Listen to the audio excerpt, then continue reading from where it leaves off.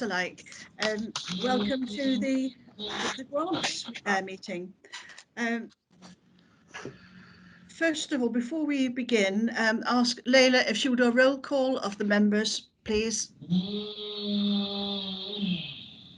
Can I ask first of all that everybody put themselves on mute, please?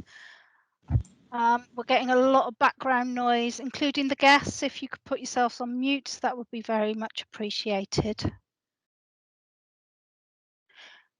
Okay, welcome to the Grants Award Subcommittee. The meeting is being held under recent legislation, and please note that the meeting is being recorded. The recording will be put on our website in the next few days, next couple of days. If members of the committee, if you need to get hold of the chairman, could you put either your hand up or put a note in the chat? Right, I shall do a quick roll call. So if you could just confirm that you can, the usual thing, that you can see and hear everything, please. So if we go to, bear with me 1 minute, let me find my right thing. So if we start with the chairman, let's do it easily. Janet Keane, chairman of the subcommittee. I can see and hear everybody clearly. Thank you. Thank you. Councillor Perry? Yes, thank you, Councillor Liz Perry. Yes, I can, Deputy Chair, I can definitely hear and see everything. Thank you. Councillor Bolt? Yeah, Councillor Brian Bolt. I can see and hear the meeting. Thank you. Councillor Cordiner? Yep, I can see and hear everything. Thank you. Thank you. Councillor Costello? Thank you. Ward member Wedmore and Mark, I can see and hear. Thank you. Thank you. Councillor Graham Godwin Pearson? Graham Godwin Pearson, ward member for Axvale. I can see and hear everything. Thank you. Councillor Aaron Matthews? Yeah. Yes, I'm here. I'm not sure if you can see me or not. Well, but I'm here. Says my camera isn't working, so I don't know.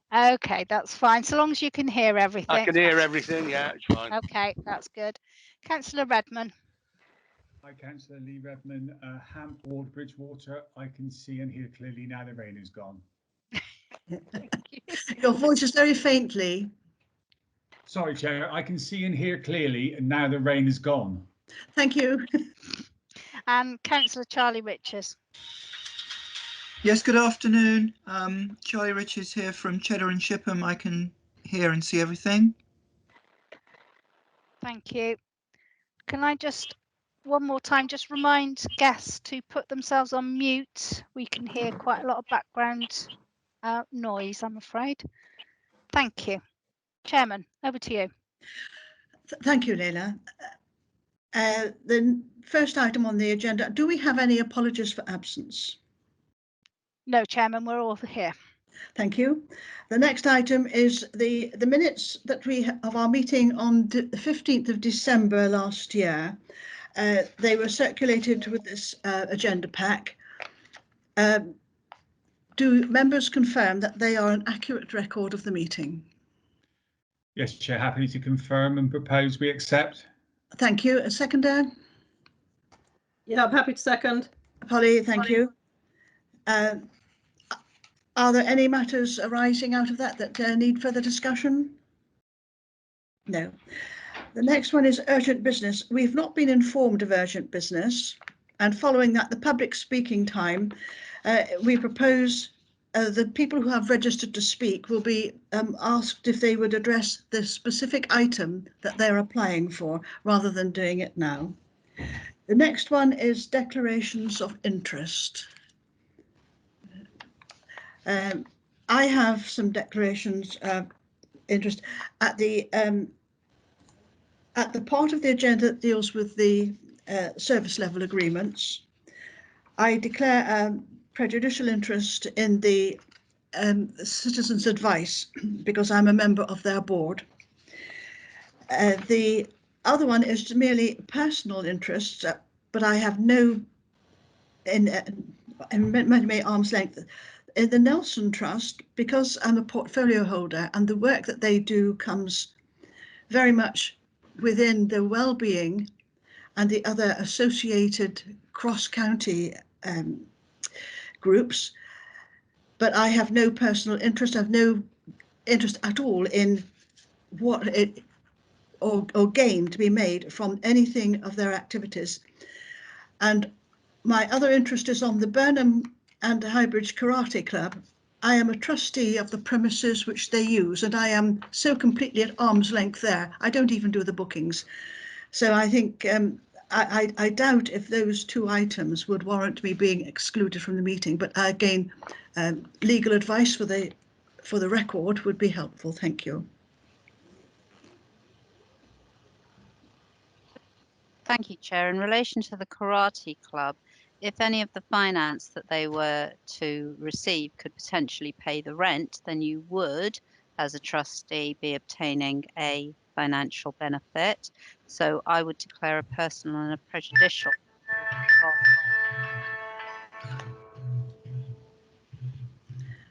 Thank you. That was just a text.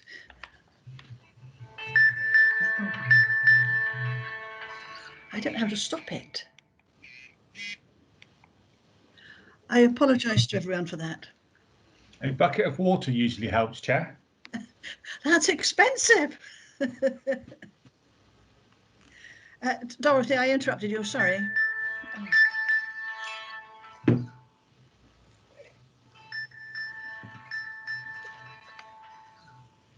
It will go away. Dorothy, I interrupted you. I'm so sorry. Yes, thank you, Chair. I was just making the point that if you are a trustee for the premises at which the Karate Club is situated, then potentially some of the funding that the Karate Club received via this particular grants award committee could be used to pay that rent. And accordingly, as a trustee, there is argument that you gain financially. So I think to be safe on this one, I would declare a personal and a prejudicial interest. Well, on the project description, it doesn't say that it's to pay rent, but can we deal with that when we get there rather than we use time now? Certainly. Thank you.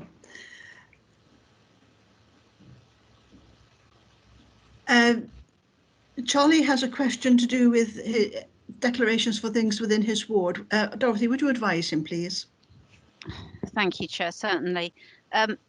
If, as a ward member, you're obviously responsible for a large group of people, unless you are financially standing to gain from any of the grants awarded, then, or it's a family member or a business partner who is going to be gaining, I would say that you have no interest to declare. Okay, thank you. That is the case. Thank you. Okay. Thank you. Graham, you indicated you wanted to speak. You're muted. I had the same question actually. I think for the first time, there are two applications within my ward, which is delightful. But no, if an interest is not required, then I have no declaration of interest. Thank you. Is there anyone else who may have a declaration of interest? No. Councillor Costello, has her hand raised. Is, Polly, yes. Yeah, again, I've got 3 in my ward, C, E and R, but I'm not involved in any of them. So that's fine. Thank Just you. as ward councillor. Thank you. And quite done. If that's the end, now we come to the main meat of the meeting. That's the project applications themselves. Now there is rather a lot today. Mr. Sweeney, are you here? Hello, yes, I am, Chair. Because we have applications for rather more than we have in our pot, would you explain to the meeting exactly what we propose, how we propose to organise ourselves? Certainly. So let me just get the report open.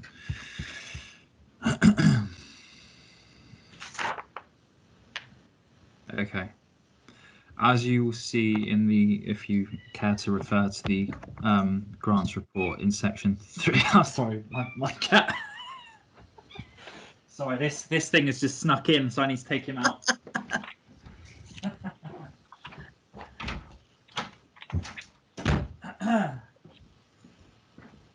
And all you'd hear is him going off. Anyway, sorry about that. As you'll see in section 3 of the grants report, I've had to make an amendment because we've had an update from one of the projects. So for your notes, we have 21 new grant applications, which totals £42,691. That includes 2 applications for COVID-19 support, totaling £5,000. Out of £10,000, which has been ring-fenced for COVID support. And we have a further 19 applications for project grants, totaling £37,691. I'd like to recommend to members to resolve, to hear project grant applications in turn in the normal way, and to agree whether to approve or not, with decisions being taken then at the end of the meeting for all project grants.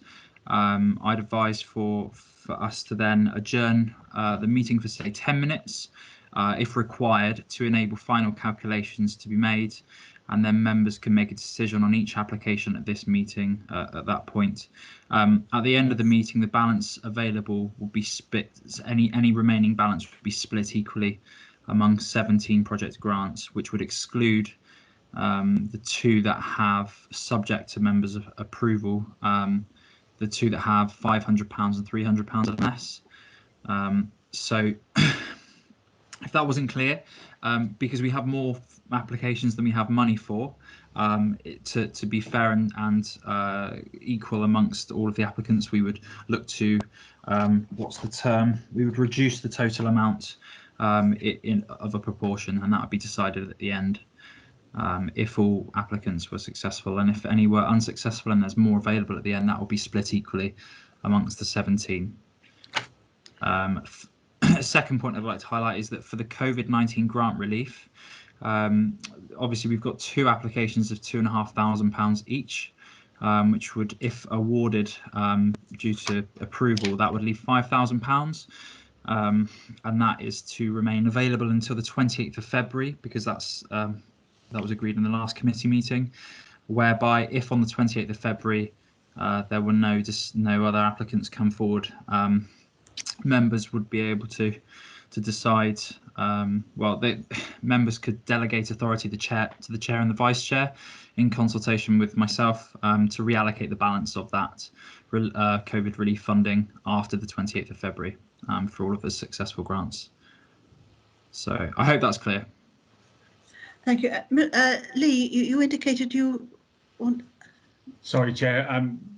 Liam clarified my point. I was going to ask the question about the COVID money in relation to that, but that was clarified. So his full thought beat me to it. So thank you. Thank you. In that case, let's get launched straight in. The first one on the list is the Nelson Trust, and I believe a representative is here. Miss Kirkby, are you here? Hi, this is Mrs. Abby Kirby here on behalf of the Nelson Trust, and my colleague Sophie is also here as well. Would you like to explain your project, and afterwards, if any members have questions, clarify matters for them? Yes, of course. You have 3 minutes. Sorry. Each speaker is allocated 3 minutes, and Leila has a little bell which she will ring at the end of those 3 minutes. Great. Please continue. So no worries. So we've requested £2,500 for a key worker to help with our services. We've obviously been inundated with the needs of the women who we work with. A key worker, the money would cover a key worker for 1 day a week for 3 months. That's 7 hours a week. The monies would include line management, their wage, mobile and IT, laptop, travel expenses and training. Currently what we have is, as many services have closed, the part of the demand has been due to that. Also, there's been a massive increase in domestic violence, sexual violence, and a decrease in mental health of our women. Further to the impact of COVID, we've had staff that have been ill. So the income would help us to run our services consistently, as they would, regardless of the pandemic. So I'm open to questions.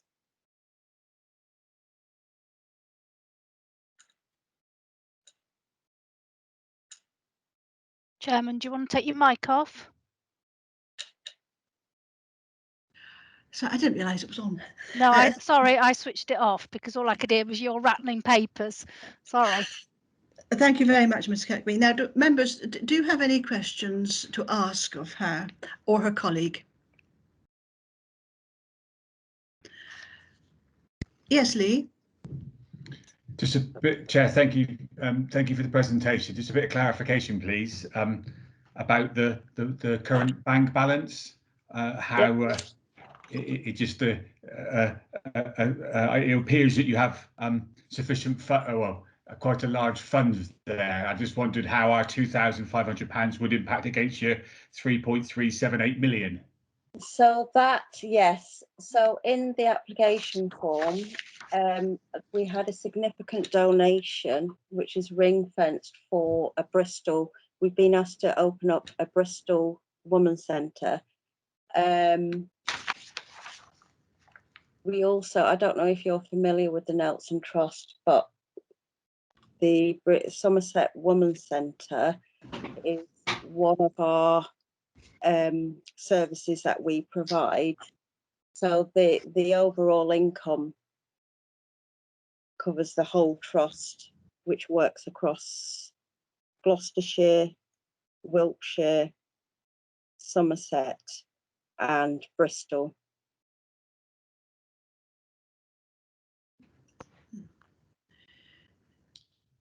Thank you for the clarification.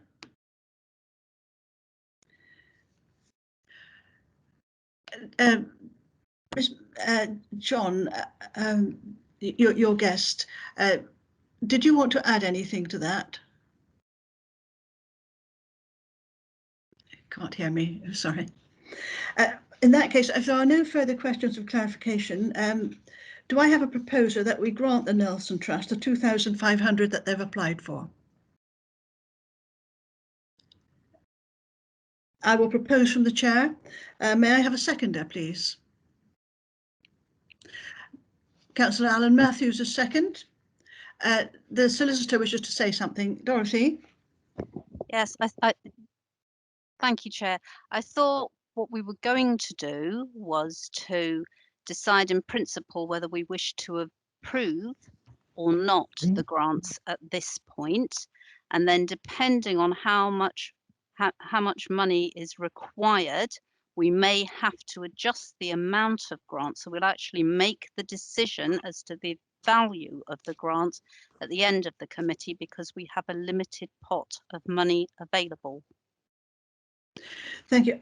My understanding was that that would apply to the non-COVID, or the balance of the applications, the two COVID grants, because there, a sum of money had been ring-fenced from our budget for COVID support projects, that we would. My sincerest apologies, Chair. You are correct. I was assuming that the Nelson Trust was not a COVID grant, so I do apologise. I will mute myself promptly. Thank you. Thank you, Dorothy. It's been proposed by myself, seconded by Alan Matthews. For ease, does anyone wish to abstain, or go against the recommendation? No, in that case, it's been accepted unanimously. Thank you very much for attending. Thank you very much. Wishing you all well. May I depart the meeting? Yes, and thank you very much for talking to us personally. Thank you. Bye-bye. Goodbye. The next application is also a COVID support grant for the Brickwork Studio, and we have Mr. Deere, who is going to speak to us about that. Mr. Deere, are you here? No. Jacob Deere. Chairman, I don't think he's actually connected to us, as in connected into the meeting. So it might be something that Liam wants to take on. There's no one phoning in, is it? It's all by internet. In that case, Liam, would you present on behalf of the applicant? Of course. Let me just. Okay, so can you hear me? Yes, thank you. Fabulous, thank you. So the Brickwork Studio, they are an unincorporated community organisation. I had a long conversation with Mr. Deere about their organisation. So they've taken on a premise, and they're incurring regular monthly charges for that premise. The idea behind the premise is that it's a studio. So as written in the activities, they aim to build on strong local arts in their local community. They would like to hold monthly exhibitions and workshops, providing new skills and cultural exposure for the local area, with a whole host of other activities that they had originally planned. So they've had this space since October. And they've managed to host one exhibition, which I'm assured had received great reviews and had lots of members of the public. I think he's quoted 50 there, but due to COVID, they've been unable to facilitate more exhibitions or activities, and it's also affected their fundraising because they've been unable to carry out project activities. And as you're aware, a lot of funding is not for running costs, which is why we set this up. It's for project activities. So, being unable to do that, they've sort of taken a hard hit. The outlining, I suppose, principle with this one is that without any extra support, they will close in the next 6 months. So that would mean that they would miss out on the opportunities presented by the road plan presented yesterday to be able to host exhibitions and host other activities in the coming months, especially throughout summer, which would enable them to survive long enough to thrive and hopefully allow their future sustainability. They've outlined their beneficiaries. They've outlined the costs. Although it's not necessary for this type of application, Mr. Deere decided he wanted to be very transparent and explain exactly what they're seeking funding for. So they are. When I was on the phone to him, this was last week, they are in the middle of several other applications that will allow them to keep going and also fund some activities for the summer. But he highlighted very clearly that without this funding, they are at a very serious risk of closing, because they just, as you can see in their closing bank balance, they just don't have the reserves to cover their costs. And that's it. I'm happy to answer any questions. Thank you. Members, do you have questions that Liam can answer? And Liam, I'm sure, has had sight of all the documents. Correct. Charlie, was that an indication? Yes. Yes. Thank you, Chair. Liam, just looking at it on face value, is this just so they can survive 3 months? Because they talk of rent for 3 months. I'm just exploring the issue of, if this keeps them going for 3 months, and the grant is much more than they, as you say, than they actually have as funds. What's going to happen at the end of that 3 months if they haven't raised any money? a very valid question. I suppose the answer to that one, thinking around the context of their organisation, is that it buys them time. At the moment, they don't have, because what he's been struggling with is that they're not open and they can't fundraise for activities that can't happen. And most of the applications that are local are not for running costs. And if you recall, that's why we saw that element of it being so important. So he's assured me that what that would buy them is the time, and it coincides nicely with the fact that they will soon be able to open and start running activities. He's also assured me that some of the other applications are for they're planning activities that will allow them to still use the space, but in a COVID safe way, whereas this most recent lockdown has not allowed them to do that. Previous lockdowns, they could have. They can't with this lockdown at all. They've not been able to have any people in their sites. But so sorry, it's a long answer, but it will buy them time, enough time to be able to keep them going. Thank you. Lee, you had a question. Thank you, Chair. I think Liam partly answered the question. So in effect, what we're looking for is longevity, or to buy them a bit of time. Their aim would be to continue to provide the service for as long as they can. And what our grant would enable them to do is buy them a bit of space so that they can then start raising themselves to continue providing the service. Yes, and not only that, to start delivering now that we sort of are getting closer to that point where things are open. I think had he known actually that this would have been the case, he would have had more details, because as I pointed out, he can't run activities and fundraise for activities that can't take place, whereas they now have that confidence. So it's looking a lot more likely that they will be able to sustain themselves given that extra time. Thank you, Liam, for the clarification. Chair, I'm happy to propose that as it's the COVID grant as well, that we support them with the full amount. Thank you. Do I have a seconder for that? Yes. Seconded by Councillor Charlie Richards. As before, if anyone wishes to either abstain or dissent, please indicate. No, in that case, that has been agreed unanimously. The next item is the Mark Cricket Club, and I believe you have been sent prior to this meeting as a separate document, a breakdown of some of their costs. Now we have Mr. Moxie should be here. Is Mr. Moxie present? Yeah, good afternoon, Chair. Good afternoon. Mr. Moxie, would you like to broadcast and demonstrate your project to the panel? Yeah, absolutely. Well, Mark Cricket Club are quite a small village traditional cricket club in Mark. We were formed in 1885, but we've never had a permanent ground, and I guess for the last 25 years or so we've been playing on a ground which has been, or has, probably the worst facilities in the whole of Somerset. It's literally a porter cabin with a caravan which we use.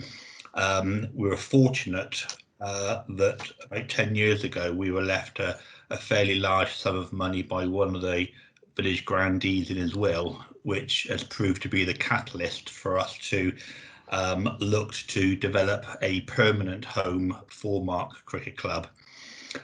Jump forward to where we are now.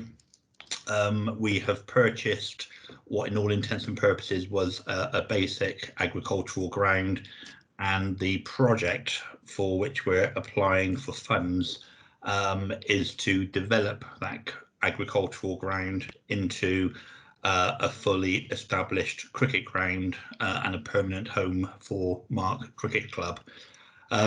We've got all the relevant planning permissions. We are hoping that once the weather dries out or the ground dries out, that we will actually start the construction of the pavilion with the square, the nets, and all those bits and bobs. We've applied to other sources and we've been fairly successful with other grant applications, but we find ourselves a little short in what we need to do, or rather what we would like to do. hence our application into you guys to see if you can give us some assistance with that. Thank you. Members, do you have any questions for Mr. Moxey?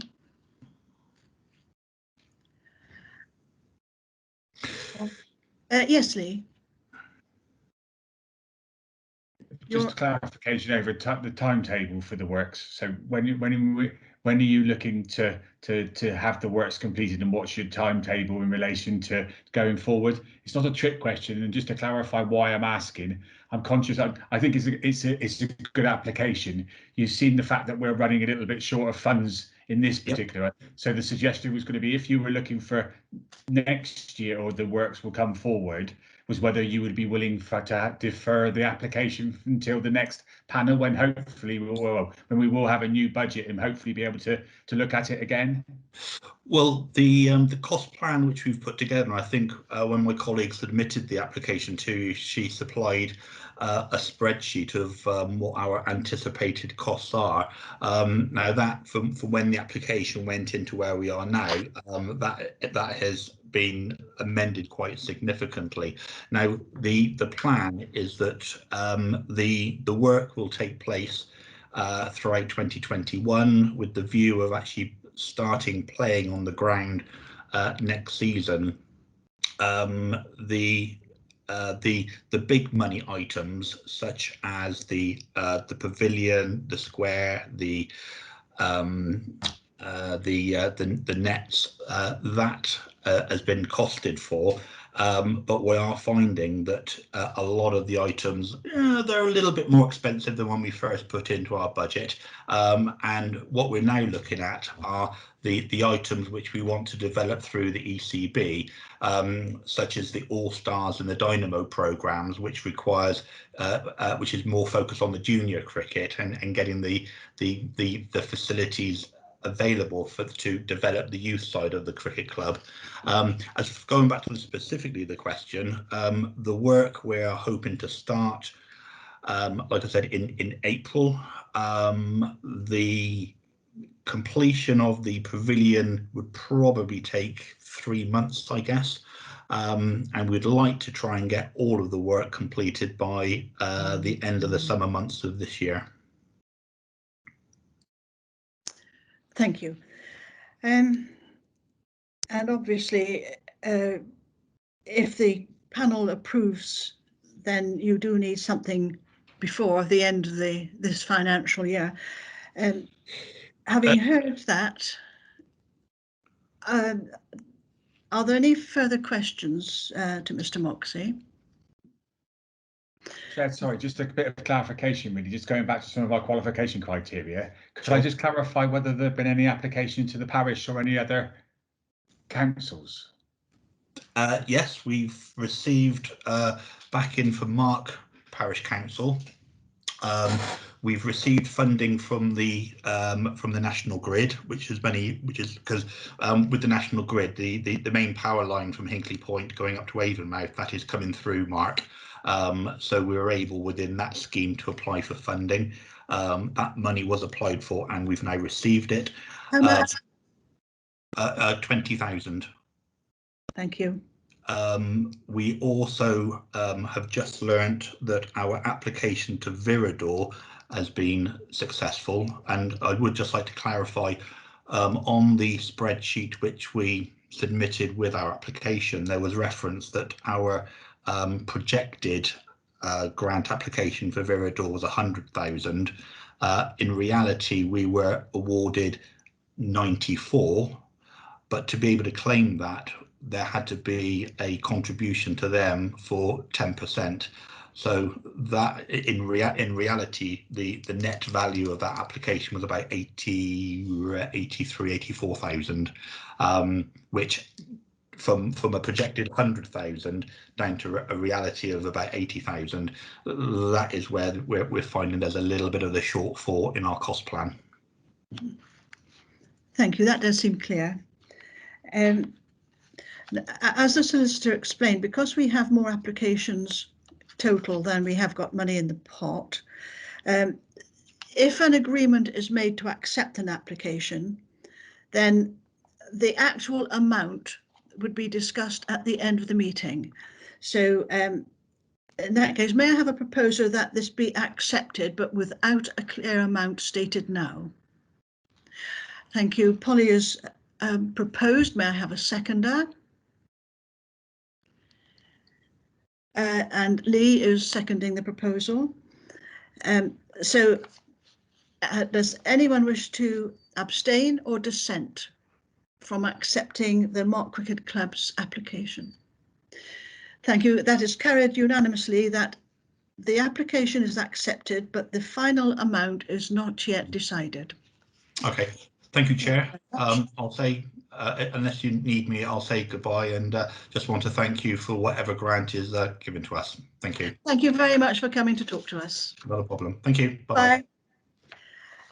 The next item is the Space CIO, and the representative on their behalf is Mr. John Pimbott. Are you here? Good afternoon, Chair. Good afternoon, Chair and councillors. Thank you for considering our grant application to continue a youth club in Cheddar for the next year, from March 21 to March 22. My name's John. I'm a trustee with the Space. The Space provides a range of support services for children and young people in the Cheddar Valley, aged 4 to 18, with low mental health and emotional resilience. The effect on children and young people's mental health due to COVID, especially anxiety, depression, self-harm, is increasing rapidly. Our requests for support are escalating. They're virtually doubling each month now. The need for a youth club at the lower end of the intervention and prevention cycle has never been greater. We opened a 13-week pilot back in October the 6th. We had a small amount of funding to open a pilot. We were the first youth club in Somerset to open under COVID conditions. And so far we've managed to hold 7 physical youth clubs in the church hall, and then 6 by Zoom. So we both do Zoom and in the physical church hall, depending on the COVID regulations. Mr. Sweeney has received a midterm report on that 13-week trial, dealing with the progress made on healthy and self relationships, local citizenship, creativity and fun, health and well-being, and identity and belonging. Key factors in the measurement of the outcomes of such a youth club. Mr. Sweeney's also now had the full quotations. I also received letters of support from the chair of the Cheddar Parish Council. We also have a £1,000 application in for their grant funding for next year. The Assistant Commissioning Manager for Children and Young People's Mental Health from Somerset CCG, the Investment Senior Officer of Mind in London, who we've had financing for one of our other services, and feedback from both parents, young people, and photographs to give life and meaning to our application. So we're of course very passionate. We believe in providing a whole range of mental health services. And we would hope that you can grant us some grant towards being able to keep the youth club open for the next year. Thank you. Thank you very much. Members, have you any questions for Mr. Plimbott? No, I think that is very clearly stated and written. I don't know if you listened to the last applicant, because there is more request than we have money in the pot. If the panel decides to agree an application, it will be agreement in principle with the amount decided at the end and notified as soon as possible. So with that in mind, as there have been no further questions, may I ask the panel, do you a proposer that we agree this application? Councillor Alan Matthews is proposing. May I have a seconder? Councillor Polly Costello, second. as we assume now, as common practice, if anyone wishes to abstain or dissent, please indicate. No, in that case, the application is agreed in principle, the final amount to be notified to you as soon as possible later. Thank you very much. Thank you, Chair. Thank you, committee. Thank you for coming to talk to us. That one. The next one on your list is the Isle of Wedmore Good Neighbours scheme, and we have Mr. David Knight. You were here earlier. Yes, I'm here. Would you like to explain the project, please? You have 3 minutes, and our administrator, Leila, will ring a bell at the end of that 3 minutes. Okay, thank you very much. Thank you very much, Chair. My name is David Knight. I'm the treasurer of the Isle of Wedmore Good Neighbours scheme. The scheme started on the 1st of February. It's a community project and it's volunteer-led. We've constituted ourselves with constitution. We've got a bank account and various policies, for example, recruitment of ex-offenders and so forth. We've had the support of the local community, particularly the village agent, and most importantly, the Community Council for Somerset, whose templates we've used. And we've consulted with other similar schemes elsewhere in Somerset. The impetus for the project came about really on the back of groups of COVID-19 support groups that informally set themselves up on the Isle of Wedmore and were hugely successful in supporting people, particularly during the first lockdown. And what we thought was that we could really formalize that support base and see it beyond the pandemic and actually create something which would last for years. We also have had the support of the 4 local churches on the Isle of Wedmore who've seen it as part of their outreach to the community. The scheme will provide a driving pool, and again, volunteer-led, using their own cars, taking people to hospital. We're really targeting mainly, initially, lonely and isolated people. And that obviously probably usually means elderly people, although I think probably we could go beyond that as time goes on. Secondly, apart from the driving, we want to set up home visits, providing a friendly face support to people to get out and about and remain independent. The target audiences we've got are the clients, potential clients who are really going to be difficult to reach, largely invisible, and would ignore offers to help, probably embarrassed indeed. So for that matter, we really rely on word of mouth and also outreach to the community at large. We already published in the Isle of Wedmore News, and part of our request for £912 is to provide posters. The rest, by the way, is for training, DBS checks. The third group is the professionals, which are, of course, people like the GPs, health visitors, the village agent, who's been really supportive for the project, and then finally, most importantly, the volunteers. We've already got 40 volunteers, and we've got recruited eight coordinators to run the scheme. We set up a SIPGate scheme and to coordinate response. So we really ask for your help, really, support and help to get this going. Thank you very much.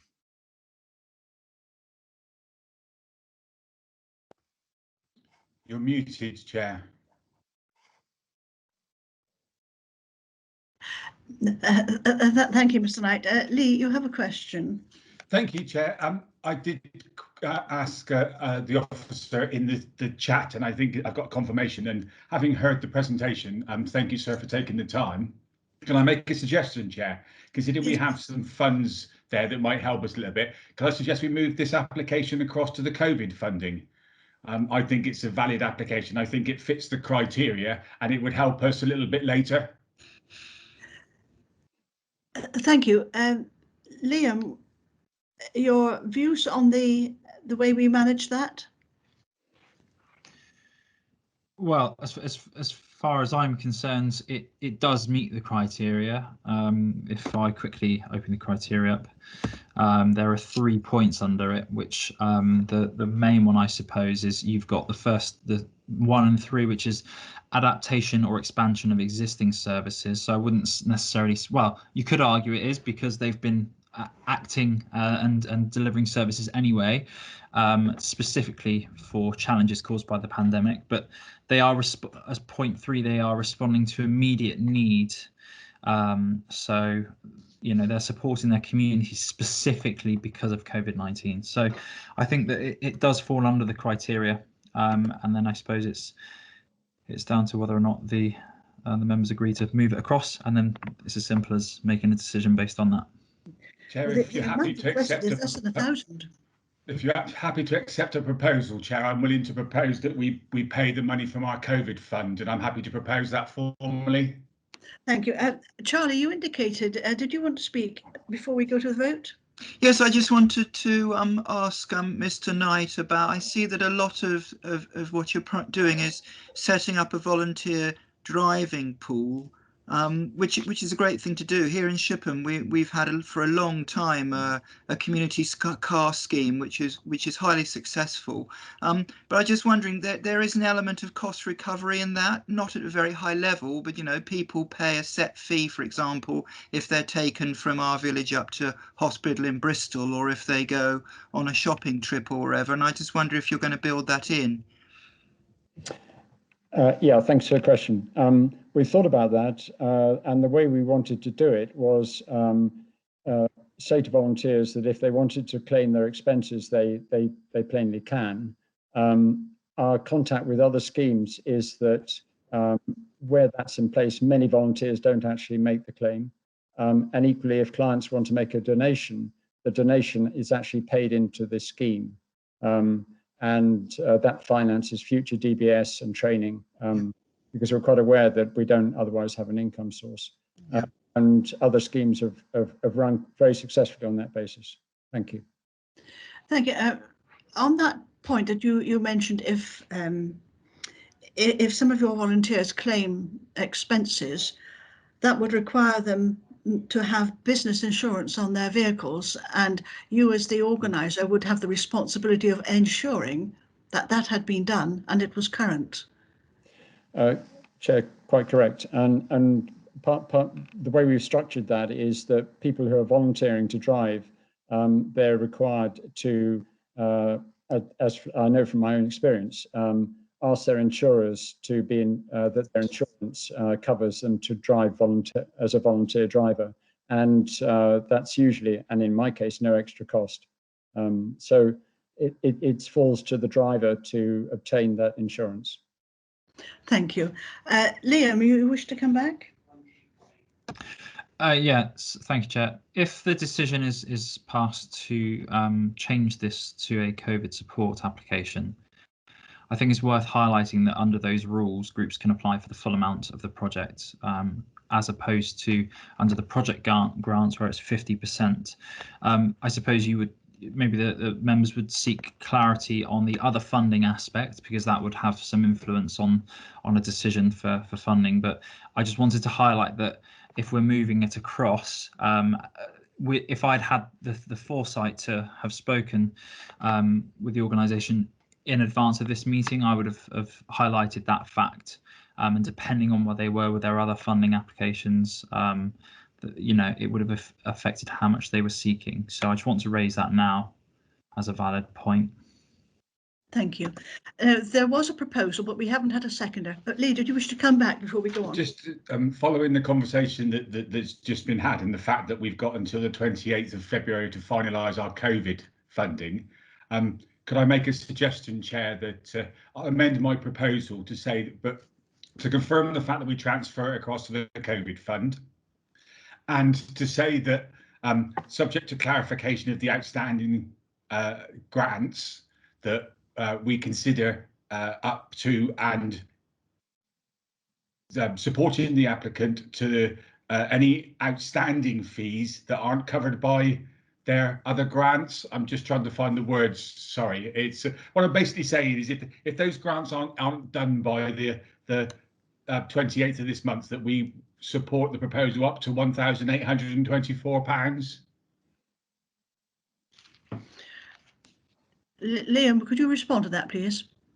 I think that's a very fair and reasonable point to consider. Yeah, I would support that.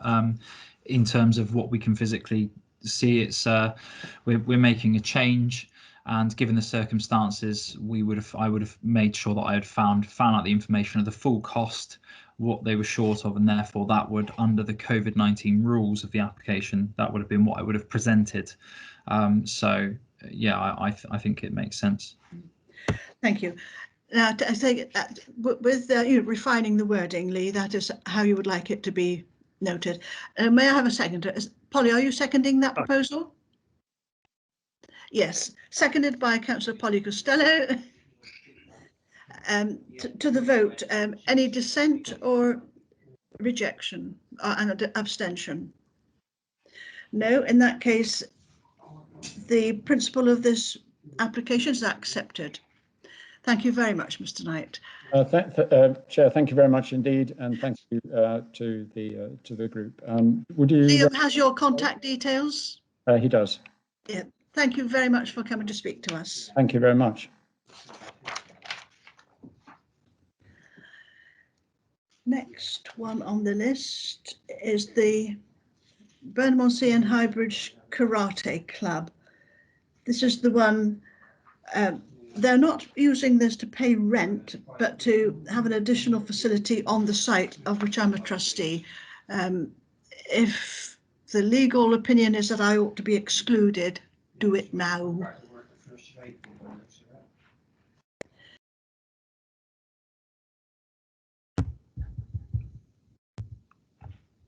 Right, okay. As Deputy Chair, is Liz Perry taking over. So this is Vernon Highbridge Karate Club. Liam, can you please explain the this application, please? If you're there. Of course. Can Layla, can you confirm we don't have a speaker? Yeah, we don't have a speaker for this application, no. Okay, thank you. It's a very straightforward application. Due to COVID and other circumstances that they didn't want to divulge, they've had to move location for their karate club. So they're now spread across 2 sites, which is one of which is Moorland Hall. Moorland Hall have kindly offered to use the facilities for their club. They don't have any space on the site for storage, so they are seeking funding to contribute to towards the purchase of a shed, which would house their interlocking mats, the floor mats, punching bags, and striking shields. They have applied to Burnham and Highbridge Town Council. I've been informed that they are meeting in April to make a decision. All supporting evidence has been received. The only query I had was around their balance. If you look, they have a higher closing balance than their expenditure for 2020. But I was informed over the phone that they're still waiting for an invoice from both locations prior to lockdown.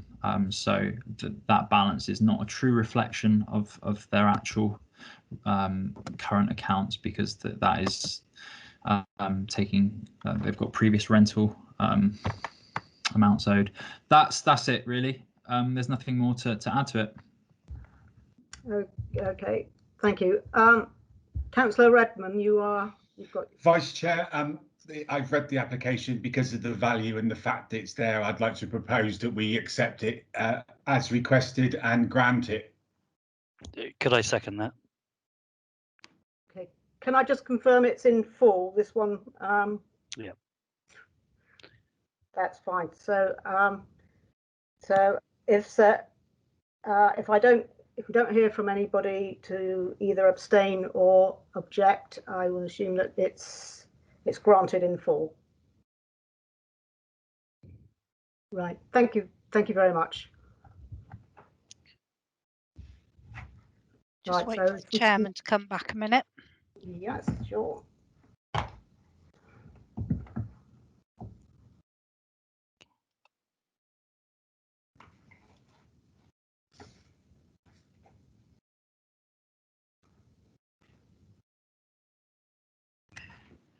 Okay, can we hear and see? Thank you.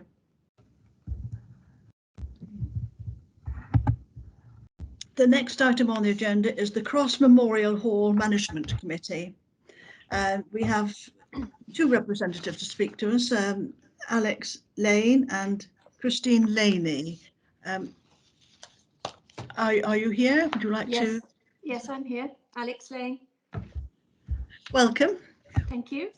Would you like to explain your project to the panel, please? Yes, thank you very much for hearing our application. This is for a grant of £2,150 or such sum as you might feel appropriate to the Cross and Compton Village Hall. We have charitable status. Our village, there are two villages. It's ribbon development basically, with two pubs in one village and a church in the other. And our village hall is pretty much in the middle of the ribbon development. We did a survey last year of the village to find out what villagers wanted to do in the village and what facilities they needed. And rather tellingly, the responses were for one person who said, no, if you don't go to the pubs, you don't go to the church and you don't have dogs, you meet nobody. And another person said, I've been widowed, I've been in the village for 19 years and I find it's not friendly. And I think that this speaks volumes really about the fact that we need to make more of our village hall.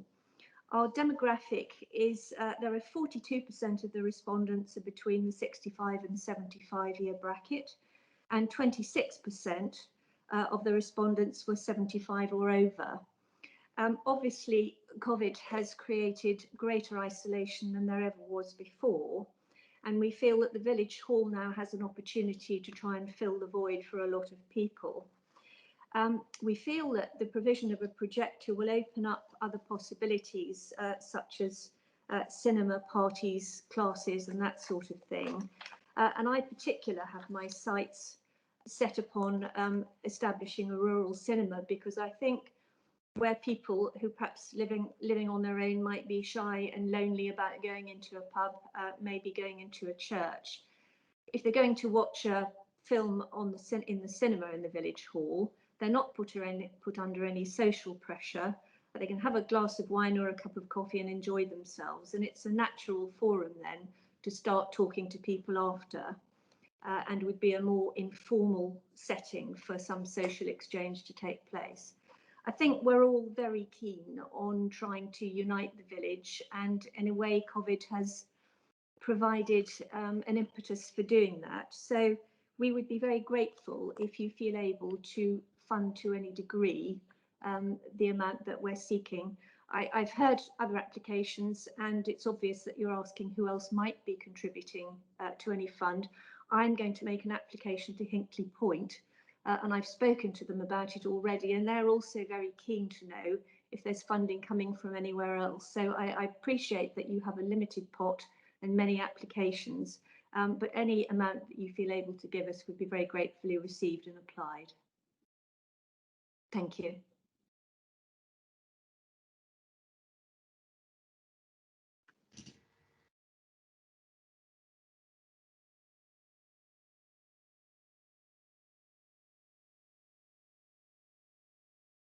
Seem to have lost the chairman.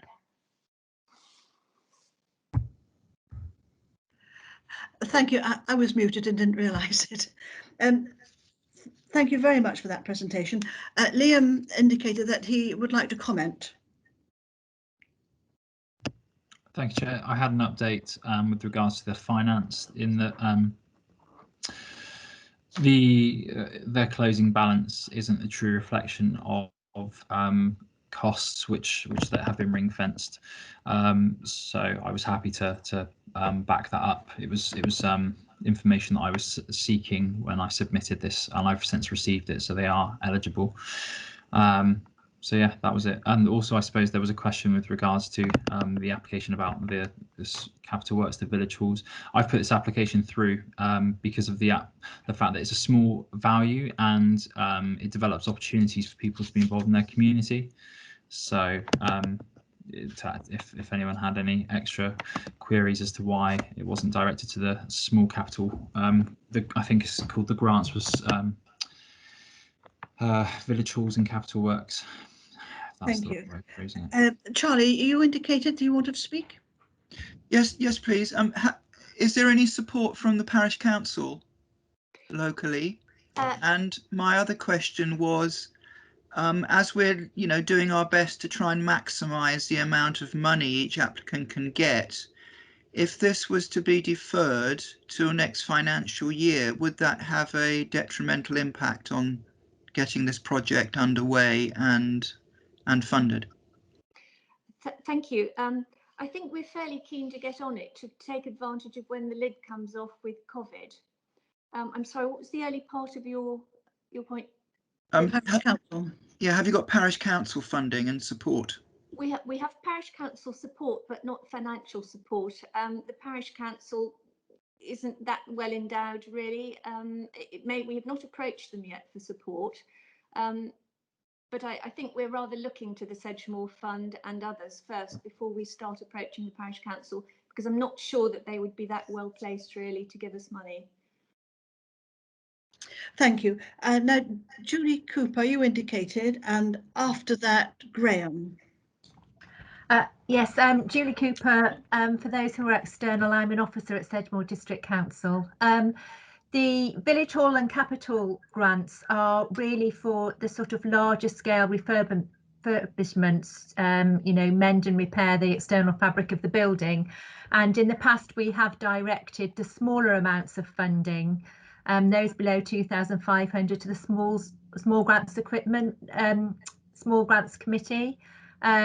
So that's usually how we make the division, because obviously there's quite a high demand for keeping buildings structurally sound. So we direct our major funding towards that. But just to clarify the purpose of that.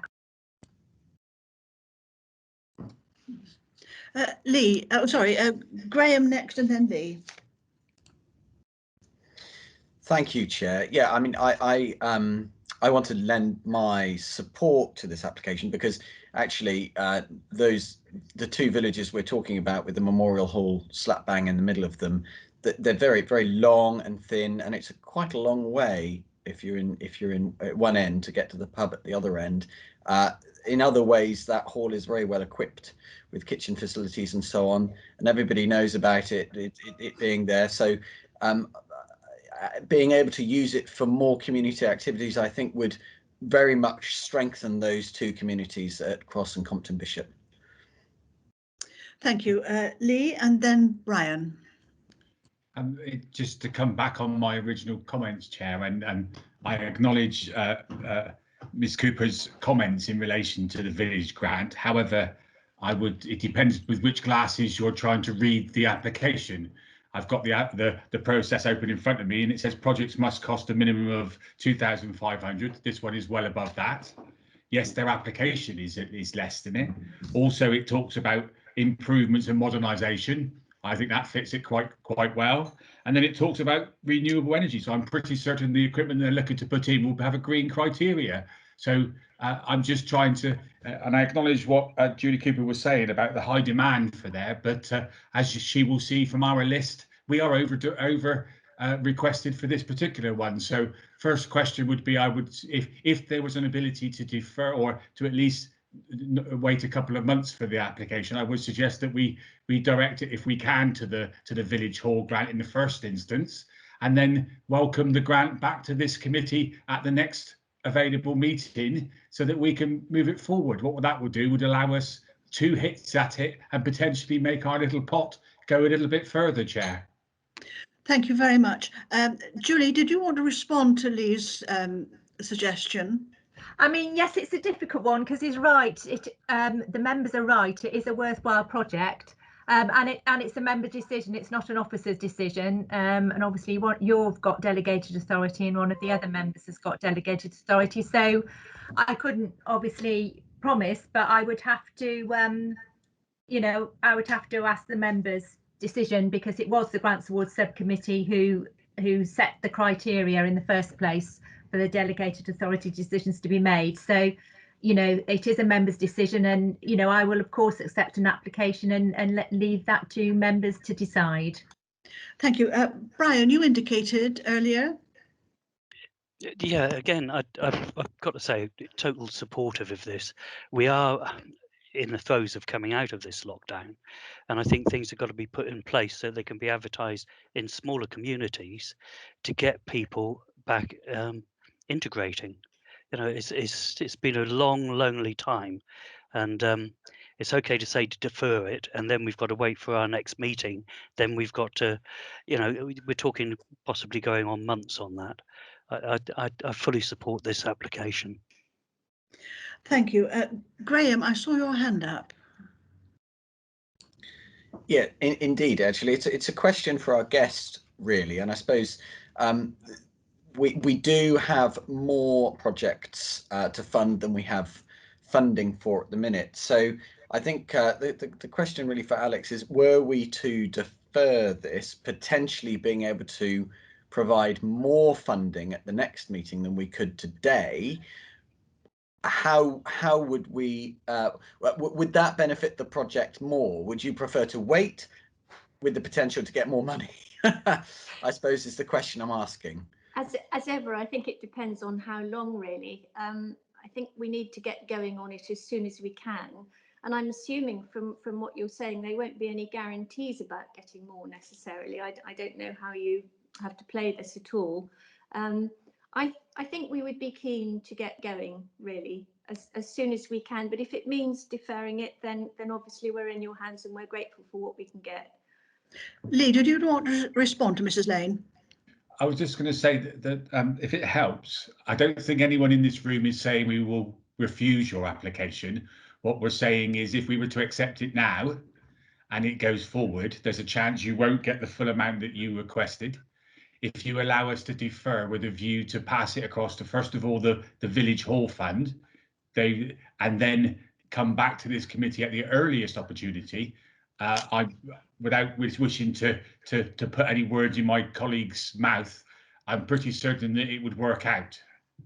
Well, thank you very much for that. Option 2, then, I think we'd be quite happy with that. I'm grateful. Could Julie Cooper come in there to respond to Lee's statement? Yes, I mean, really, I would, members have asked me to consider an application, but as I say, it is members who have delegated authority to make decisions on those grants, and you know, it just depends how they wish to do that, as they were set by Grants Awards, a previous Grants Awards subcommittee. So I think we would just have to have that discussion, bearing in mind that, you know, there could be lots of other village halls that will want similar things. Not that that's a bad thing at all, but you know, if we say yes to one and change the criteria, we would have to do the same for any other village halls that had similar things. So I think we just would take it on. I'd have to take it on advisement to the members who are making that delegated decision, really. Thank you. Now, are there any other questions from panel? Julie, is that a legacy hand? Oh, Graham. Yes, it is a legacy hand. Sorry. Graham, you came back? Yes, yeah.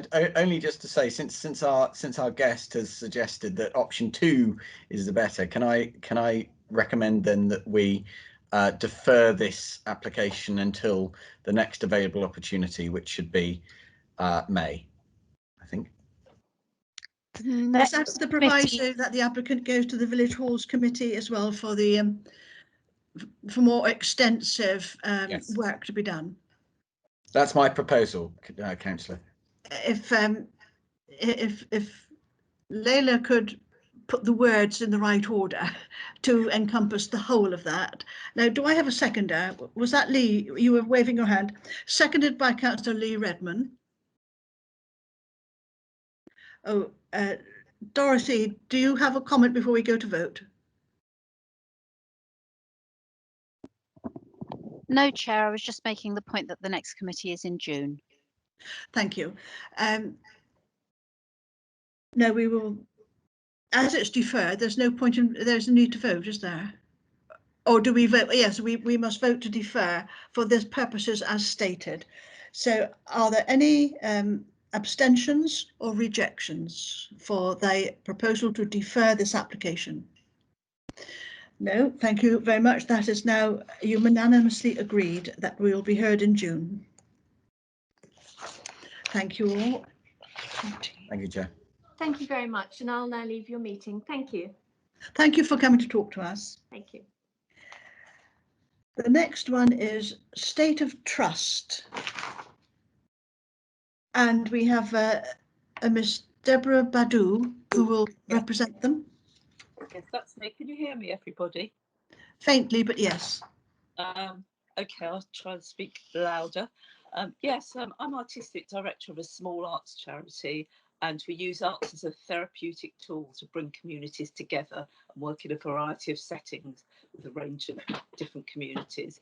And this project was developed in response to feedback from Diversity Voice to build stronger communities and bringing communities and cultures together post-pandemic.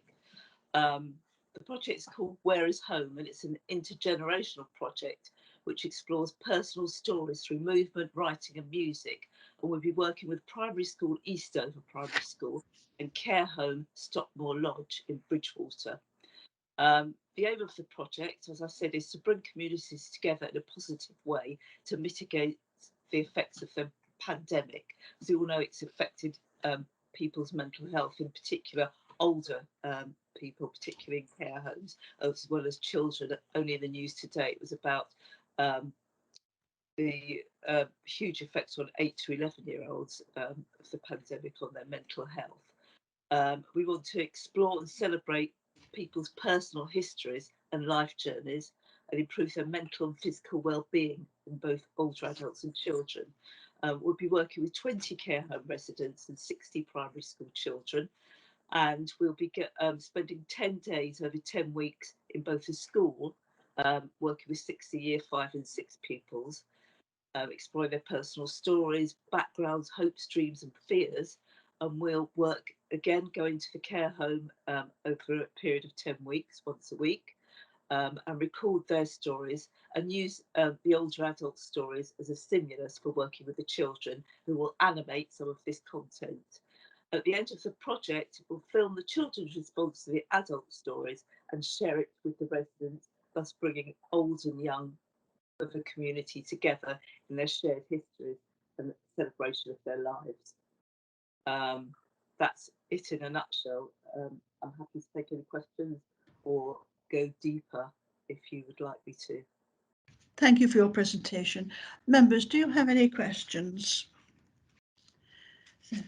I've got one question, if you don't mind. At the very beginning, you mentioned Diversity Voice. Does that mean that you are looking at some of the different ethnic communities with integration and those seeking settled status? Yes, well, the themes of Where is Home is looking at personal journeys. So it's looking at people's life journeys, whether they've been in Bridgewater all their lives or whether they're migrant communities or refugees, working with the children in schools. So it brings everybody's experience together. So refugee children, families, migrant communities, we're trying to break down the barriers so they're not others. They're part of one big community. We've all got shared stories and shared histories and life journeys, and it's built a respect for each and everyone's life journey and personal story. So in that sense, we will be working with those communities, yeah. Thank you. Lee, you indicated you would like to speak. Thank you, Chair. Just some clarification, please. I noticed that there's no indication of any other funding requests for either. Well, you cover both, so that it'll be Bridgewater Town Council and/or North Petherton Town Councils to help you meet the costs. Is there any reason for that, please? Sorry, well, we haven't approached. Sorry, I didn't quite hear that. Sorry, forgive me if my microphone is playing out. One of the one of the criteria for this committee is the fact that applications seek support funding from local parishes or towns. So because your Eastover School sits within Bridgewater and Stockmore sits within North Petherton Town Council areas. The question was asked whether you've made any applications to them to support your bids. Well, to be perfectly honest, I'm new to the whole system of district council and parish council funding, and I'm not yet aware of the route into that kind of funding application or what funding exists in those areas. So I saw this fund and I wasn't aware of how to go about approaching the different parish councils because I'm new to this kind of funding. I did speak with the district councillor, Paul Harvey, who was in support of this application, but other than that, you know, I'm new to this and I wasn't aware of those funding streams or systems or how to get involved in that. Not a problem at all. So just for clarification, just so because this sounds a really exciting project, and what sort of timetable will you have on it? Is there obviously coming out of COVID, it would be sooner rather than later, one would assume. But when were you looking to run it? To commence in June, so it goes well after Easter into the summer term. That's the aim, when we'll hopefully be able to go into schools or be socially distanced.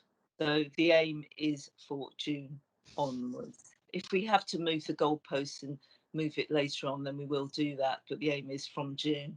And I know in the care homes, there are ways which we've explored in delivering the workshops, either from outside into the open, from outside the care home through windows and communication like that, or on iPads, which we can put the workshop leaders will present certain images and communicate through the iPads. But really, we're hoping that this will be able to deliver this face to face, albeit with social distancing in place. Thank you. Brian, did I see your hand flash up earlier on? No, sorry. I was probably just adjusting my other computer. Okay. And then Charlie, you indicated you'd like to say something. No, fine. The last answer just was information I was after. Are there any more questions? Lee, you'd like to come back? Thank you, Chair. Having said that, if no other member wishes to make a contribution, could I make a suggestion, please? I think that the application is a good application, but considering the fact that the speaker has indicated potentially for a June or a little bit later start, and the fact that the applicant hasn't had the opportunity to contact either of the town councils yet, could I suggest firstly that Liam provides the applicant with the contact details for both the councils that I've made reference to, and allow her to make an application to them, and then can I suggest that perhaps we defer this one for our next meeting in June, that will allow the responses from both the town councils then to hopefully increase her ability, the funding, so that we can then come back and look at it then. Just to be clear, I'm not saying that we're not supporting this application. I'm just looking for a way to make the buck go a bit further. Thank you very much for that. Now, do any members wish to comment on Lee's suggestion of deferring until June? No, in that case, Lee, would you like to make that a formal proposal? I think Councillor Costello had her hand up, Chair. Oh, I can't see her on the screen. No, I put my real hand up, but no, I was just going to say I'd happily second that. I think that's a great plan. Thank you. Seconded by Councillor Costello that this matter be deferred until June, and that the applicant liaises with our administrator to have full details of other sources of local authority funding. Excuse me, could I just ask, the parish council, do they have deadlines? Is it a rolling fund? How would I find out about how to apply? I think Liam or Layla would be able to give you the contact details of the town clerk, who would advise you on their own timetables and resources. It's So Deborah. if it did, sorry, That's sorry. okay.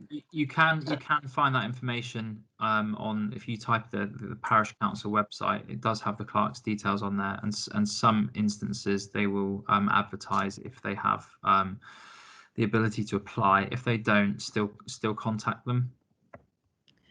So if they didn't have any funds available to apply for before June, what might happen then? Are you are you saying to contact the parish councils to let them know of the project, or that we definitely need to get some more funding into the pot, or just to make them aware of what's happening? I'm not quite clear. Sorry, because I'm new to all this. Layla has got her hand up, and Layla is one of our knowledgeable administrators. Thanks. Thank you, Chair. All I was going to say was I will email you the details of the 2 town councils, and including their website. Both of them, I am certain they have, applications for local organisations to apply for grants. What they're currently doing, I don't know, because some of them do restrict to COVID only, but that's fine. But if you just drop an email to the clerk, of which, and I'll give you the contact details for that, they'll be able to explain exactly, whether they've got an application form, or you just have to send an email explaining what the project is, etc., etc. They do have a finance committee where they will agree the any grants. So, and then I think at that point, if you get a response back from either of the town councils, then you go back to Liam and update Liam. Well, yeah. But the only thing what... is with schools, though, if it's not till June, they're meant to be in place for that, because you have to adjust all the timetables in schools, particularly. So if we found out in June, then it might be well too late for that term, because they have to schedule well in advance in schools. That's the only thing. But I mean, I'm happy to do, as you advise, but I just would like to just put that point that I will Deborah, Deborah, do that. It might be worth being very clear. Do you feel that if you're not able to receive the funding at this committee, that a potential delay would push you past June into September? I think you need to be very clear about that.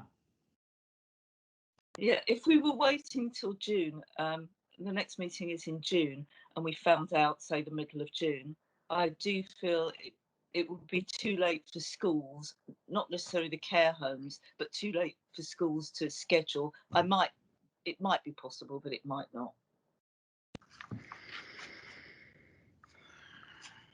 A proposal has been made and seconded. Brian, you indicated that you wanted to speak. Chairman, Councillor Cordner wanted to as well. Oh, sorry, I can't see you. In that case, would you do so before Brian? Yeah, I was just going to say, from working in schools, Deborah, I think you're completely right that if you wait until June, you wouldn't be able to do your project because schools finish in July. As you say, they have to have everything, timetabled in. So that's just a consideration. Thank you. Brian? Yeah, my concern was over the timetable as well. Right. Bearing in mind the additional clarity that has come, Lee, would you like to change the wording of your proposal?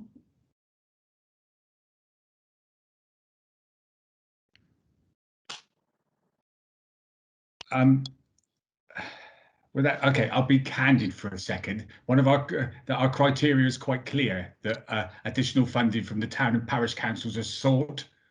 I'm just trying to find the exact wording in our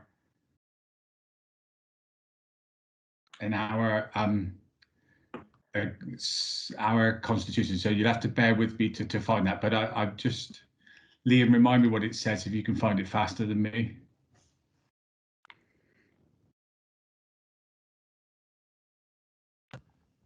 Polly, you seconded this. Would you be willing for the proposer to change the wording? It says groups need to show where appropriate they've looked at other sources of funding, and it does also say somewhere about the where is it, other points. Groups need to show where appropriate they've looked for other sources of funding. You are right, Lee. There's a section, I can't find it either. It's on page 40. to spare you the pain. Thank you The kindly. application must demonstrate the support of the local community, and applicants for project grants must also show that they have engaged with and sought a financial contribution from the town or parish council. Well, I think that's quite clear. That's very clearly written. So with that in mind, then Lee's original proposal as worded would be the only one that we could possibly consider or vote on according to the guidelines. Right, okay. That was seconded by Councillor Polly Costello.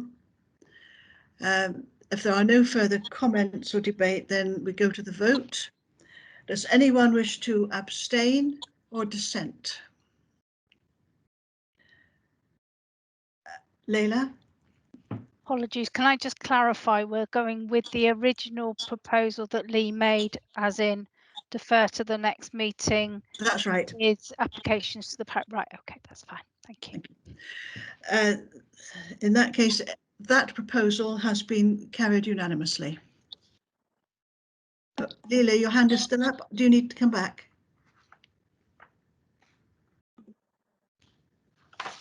Thank you. Sorry, Chairman, I was just making sure I had the right decision. So, Ms. Badu, your application is to be deferred until June because of the very strict guidelines that we are obliged to follow.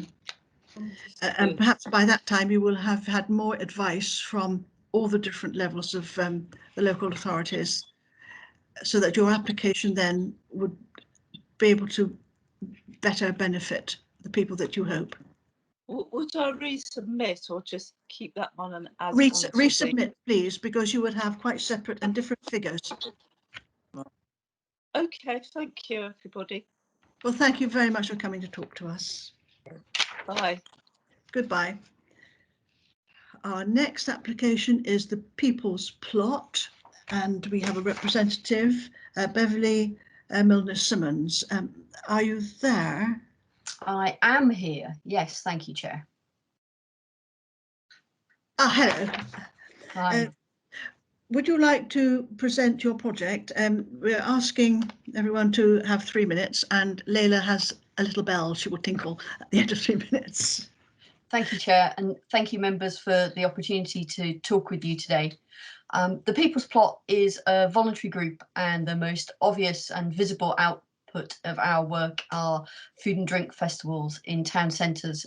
We started in Vernon quite a few years ago now. Like many event organisers, we had a pretty torrid time in 2020 and reported a loss, but we are determined to come back bigger and better in 2021. Our event, our Food and Drink Festival in Burnham, demonstrates a great opportunity for the safe reopening of the town, brings footfall to the doors of those bricks and mortar businesses, and we have a proven track record of delivering safe events. We're asking for £500, which is just under 50% support for 2 new activities at both the events this year. The first is around active travel, which supports the health and wellbeing strategy of Sedgemoor Council, around cycling, so encouraging attendees to the event to cycle in rather than drive, by providing additional cycle racks and offering free cycle checkups. Encouraging people to walk in. The entire population of Burnham and Highbridge lives within walking distance, within a 40-minute walking distance of the event area. And we'll produce clean air route maps, which we distribute digitally, and they'd be able to be reused for subsequent events. And also scooting in, creating dedicated parking for those with mobility scooters. By promoting active travel and using these methods, we allow more space in the public car parks, which we don't ask for free parking on that day for people who can't walk or cycle into the event. And we're also proposing a new community art competition as a part of both events, and we're asking for help coordinating that and promoting it and running it. It is an outdoor art competition, asking people to capture the market on the day of the market, and not a snobbery type art competition. We're not looking for someone to have, you know, a touch of Monet about it. We're looking for someone to capture the spirit of the event and then display those locally, either using the Princess Theatre or the local library, or perhaps even a shop that's currently vacant in the town centre. So once again, we're asking £500 to support this event. Thank you very much. These two events. Thank you. Thank you for your presentation. Charlie, you indicated you would like to comment. Yeah, just a straightforward question, really. When are you planning? What is the date of this Sure. festival? Yeah, market? so the markets are 29th of May and the 23rd of October this year. Thank you. Members, do you have any further comments or questions about the project? No, in that case, we proceed straight to the vote. Does someone wish to propose this? A proposer, please, from I was keeping my hand down so that my name doesn't go for every one of the proposals. Come on, members. In that case, Brian, you have indicated you would like to propose this. Yeah, I was trying to get in before Lee Lee, had would to you say second that. it then? Thank you. This has been now in principle proposed by Councillor Brian Bolt, seconded by Councillor Lee Redman. Before we go to the vote, Liz, you have a query? No, that's fine. I was going to second that as well. Thank you. Does anyone wish to dissent or abstain from accepting this? No, in that case, happy to tell you that it is unanimously accepted. Great. Thank you very much, members. That's really appreciated. Thank you for your support. Thank you for coming and talk to us. Thank you. I'll leave this meeting now. Thank you.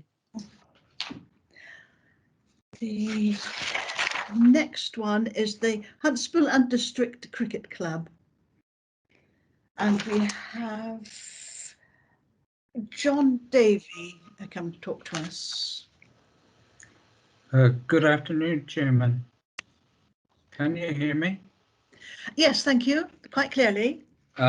Our project is to install a 2-bay cricket net. Our old nets are well over 20 years old and are not fit for purpose or safe. The total cost of the facility is £38,600. We have established a grant from Tony Coe's Trust of £5,000.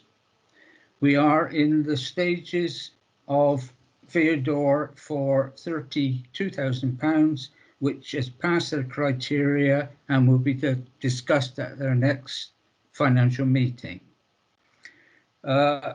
We need this for our membership and our local community and all our member players. We have membership from our junior members, which are our All-Stars, which are our 5 to 8 year olds, our Dynamos, our 8 to 11s. We have 3 youth teams in the Taunton District Youth League, 15s, 13s and 11s. We have a ladies softball team in Division 2 and the County Cup. We have a midweek T20 in the Western Supermare League. We field a second team and a first team at senior level. To progress the need to look after these youngsters through their lifetime, we need safe facilities. And I am hoping that you would be able to support us in this wish. Thank you. Thank you very much. Members, now, are there any questions that you would like to ask Mr. Davey?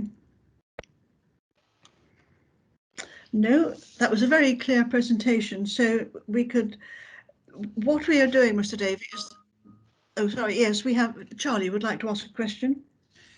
Yes, really on the same as previous projects. Have you asked for any money from your local parish councils, and are they supporting this? We have approached the West Huntsville Parish Council and we're awaiting a decision.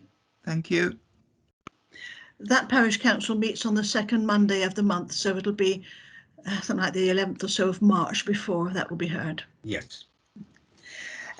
With that in mind, in that case, may I have a proposer?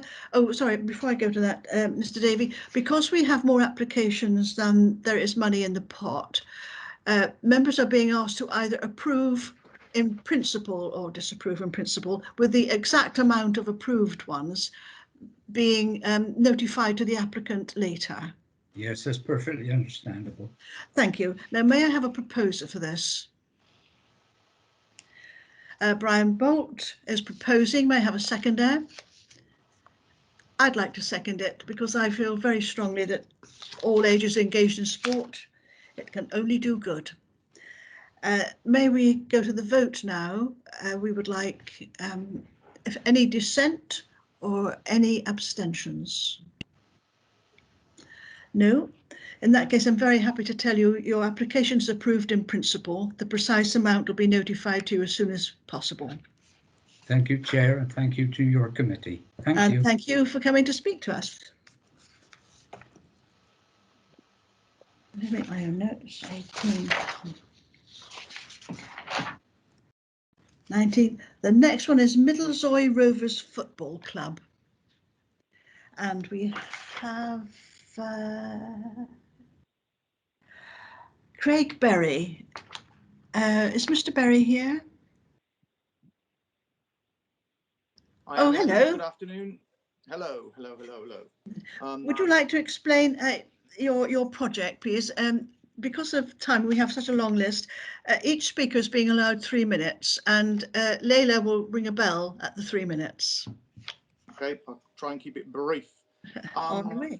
Yes, so our application is to help support fund an extraction system in the kitchen and some roadside safety netting. The roadside safety netting is in excess of 10 years old and is currently flapping in the wind, is the best way to word it, which will be coming down in the very near future.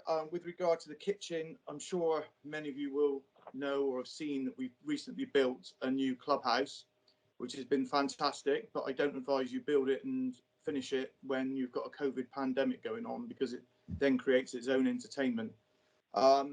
So the funding we had from the Football Foundation, yourselves, Virador, built the football side of it, shall we say, the change rooms, etc., etc. And then as a football club, we gave lots of time, effort, energy, and built the function room. So that's caused its own problems in that we then had to furnish the function room, and the kitchen that the Football Foundation had allowed for was teas, coffees out of a window. Well, now we're in the situation where we've got people wanting to book the facility and they're wanting to do catering within the kitchen, which is big enough, and we've put in cookers and microwaves and hot plates, etc. But when you then put those things into a confined space, the next bit is extraction. It becomes a little bit misty in there, and the fire alarms go off and the shutters close and all sorts of things happen. So that's the reason for the application with regard to the extraction system. I do have one addition with regard to funding. I have spoken to Magnox Hinkley Point A with regard to £1,000. They meet on this Friday. So obviously I don't know that bit until they come back. With regard to local parish council funding, the parish council were kind enough to give us some contribution towards some laurel hedging, which supported and accompanied what the the town council under this scheme gave us, I think it was December, not last year, the year before. So that's why we've not gone back to the parish council, because we've already raided their coffers in the past 12, 13 months. That's as short and sweet as I can make it. Thank you very much for your presentation. Members, do you have any queries? No, because I'm assuming that what you mentioned, these really come under health and safety matters, and they are absolutely essential for the functioning of the building. Am I right in assuming that? Yeah, I mean, from the point of view is that when we initially did the application to Sedgemoor for the planning, we were going to build things in phases, but we've ended up doing phase 1, 2 and 3 all in one go. So we then were hoping to fund the extraction system through being open and through, but obviously we're open, but we've never been open for one of about where we had about a 6-week period last year where we were able to operate, and it threw up its own entertainment. But yeah, it comes down to we can't operate correctly in the kitchen environment that we now need to use because we've got a function room and the need is bigger than the initial. That's perfectly understandable and very reasonable. Lee, you have a hand up. Thank you, Chair. You've made the valid point, actually. Thank you, Mr. Berry, for taking the time to come along today. I know you've come and spoken to us before, and when I was allowed to travel out and about, and I've been cycled past a couple of times in the wind, I've seen how well the development is going out there. So, but Chair, you made the point that I was going to make about the health and safety element of this, and the fact that it comes to, and I'm happy to propose that we accept the application. But Mr. Berry, just do you understand? I'm not sure whether you've been in the room for the time, but we're a bit oversubscribed, so it may not be the full amount if it was to be granted. Is that are you content with that? I've been listening. I mean, I'm hoping that we get support from Magnox, and then we'll put ourselves in an even better position. But no, there's always more to do. Chair, I propose the full amount. Chair. Thank you. Liz, you have a hand up? Yes, I'm happy to second that. Proposed by Councillor Lee Redmond, seconded by Liz Perry, to approve in principle this application. Are there any people who dissent or abstain? No, in that case, that's unanimously accepted in principle, and the full amount will be notified to you as soon as possible later. Thank you very much, Mr. Berry, for talking to us. Thanks for your time. I've got a scarf broke now. I've got to go to a parents' evening. Thank you very much. Cheers. Bye. Thank you. Bye-bye. Bye. Our next one is Wemden Village Hall and Playing Fields Trust, and the Catherine Searle is their representative. Is Miss Searle with us? Yes, good afternoon. Good afternoon. Would you like to present your proposal? And because of the length of the meeting, we only allow in people 3 minutes, and at the end of that time, Layla will ring a bell, could be drawn to a close. Thank you very much. Good afternoon, councillors. The Wemden Community Youth Project Team was formed following a series of incidents at the Green Wemden involving vandalism, fighting, drug selling and antisocial behaviour. Young people from Wemden and wider Bridgewater had been meeting at the playing fields and area immediately around the village hall because they had nowhere else to go. The playing fields and area immediately around the village hall were badly affected by acts of vandalism over the summer lockdown, and that necessitated the involvement of the local police. As a group of volunteers, we'd like to be able to furbish the upstairs space at the Green as a warm, safe and dry room for youngsters to meet their friends in a social environment. COVID-19 has severely impacted the mental health of our young people in the area, and by providing a safe space that could offer recreational facilities, we can encourage youngsters to communicate and interact with each other in a physical setting rather than the virtual world of social media, Zoom calls and other such media, which is necessitated as a result of the pandemic. The steering group for the Community Youth Project has sought the views of our local community support officers in the setting up of this group, and they support our position. The trustees of the Village Hall and Playing Fields Trust will permit the use of the upstairs space for youngsters on weekday evenings, and during the day it will be available for community use, including some business events, which could provide some income to subsidise youth activities. We've got a number of volunteers who have come forward since our formation in November 2020, together with the support of Joseph Casson, estate agents. We've got Chris Escott, Lee Berry from Berry and Escott Engineering, providing free project management services. And we've also got Atlas Safety Management, who are providing the principal designer services free of charge, together with health and safety. This grant would contribute to the provision of a lift, which is expected to cost about £20,000 in order to meet the requirements of the Disability Discrimination Act, or towards the cost of building materials. The lift will ensure that no groups are excluded and will also open opportunities for other adult groups not catered for elsewhere in the community. COVID has interrupted all of our lives in a way that social interaction has been severely impacted, and we are seeking to provide an additional meeting space to give choice for our community. We're planning a number of fundraising activities, such as football tournaments, and that will also act as a way of marketing the facility. So we've got the involvement of Wemden Football Club for that as well. A number of grant applications are currently being prepared by our team, together with plans to approach local businesses to provide materials and sponsorship. We've also got ongoing discussion with Bridgewater and Taunton College to hopefully result in use of their vocational skills programme, using their students to learn practical skills and actually see an end result for their hard work.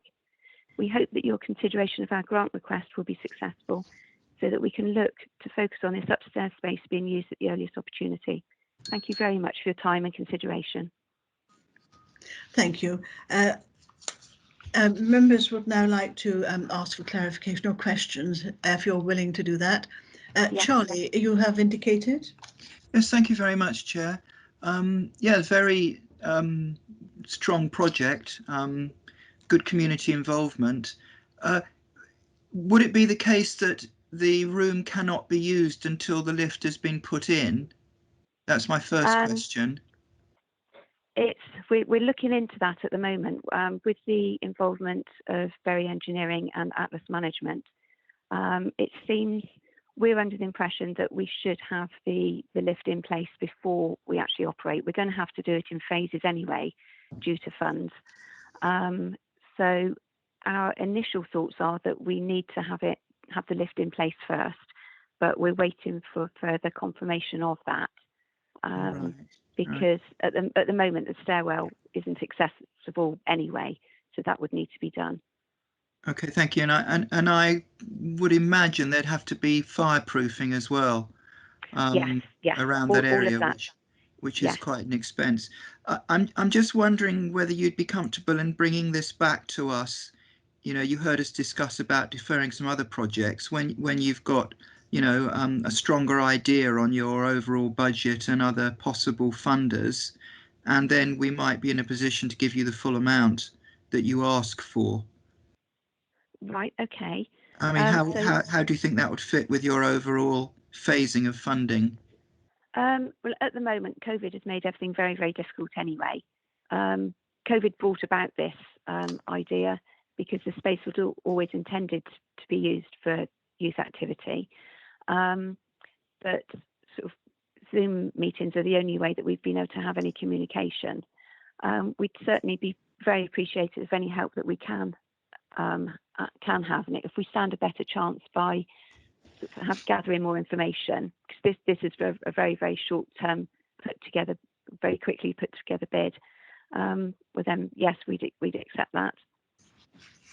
Chair, I'd like to propose that we defer this. I'd really look forward to discussing this, you know, and trying to be able to fund this in June. That's my proposal. Members, are there any other comments or a seconder for that proposal? Sorry, Chair, just if I could just quickly cover, just for clarification. I don't know. I'm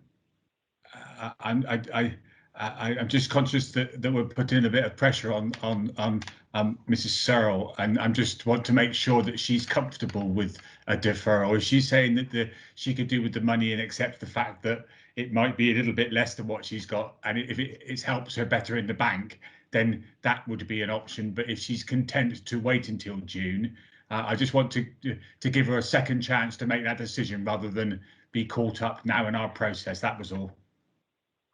Thank you. Thank you.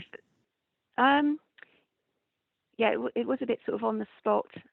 Obviously, there's 5 of us in the group.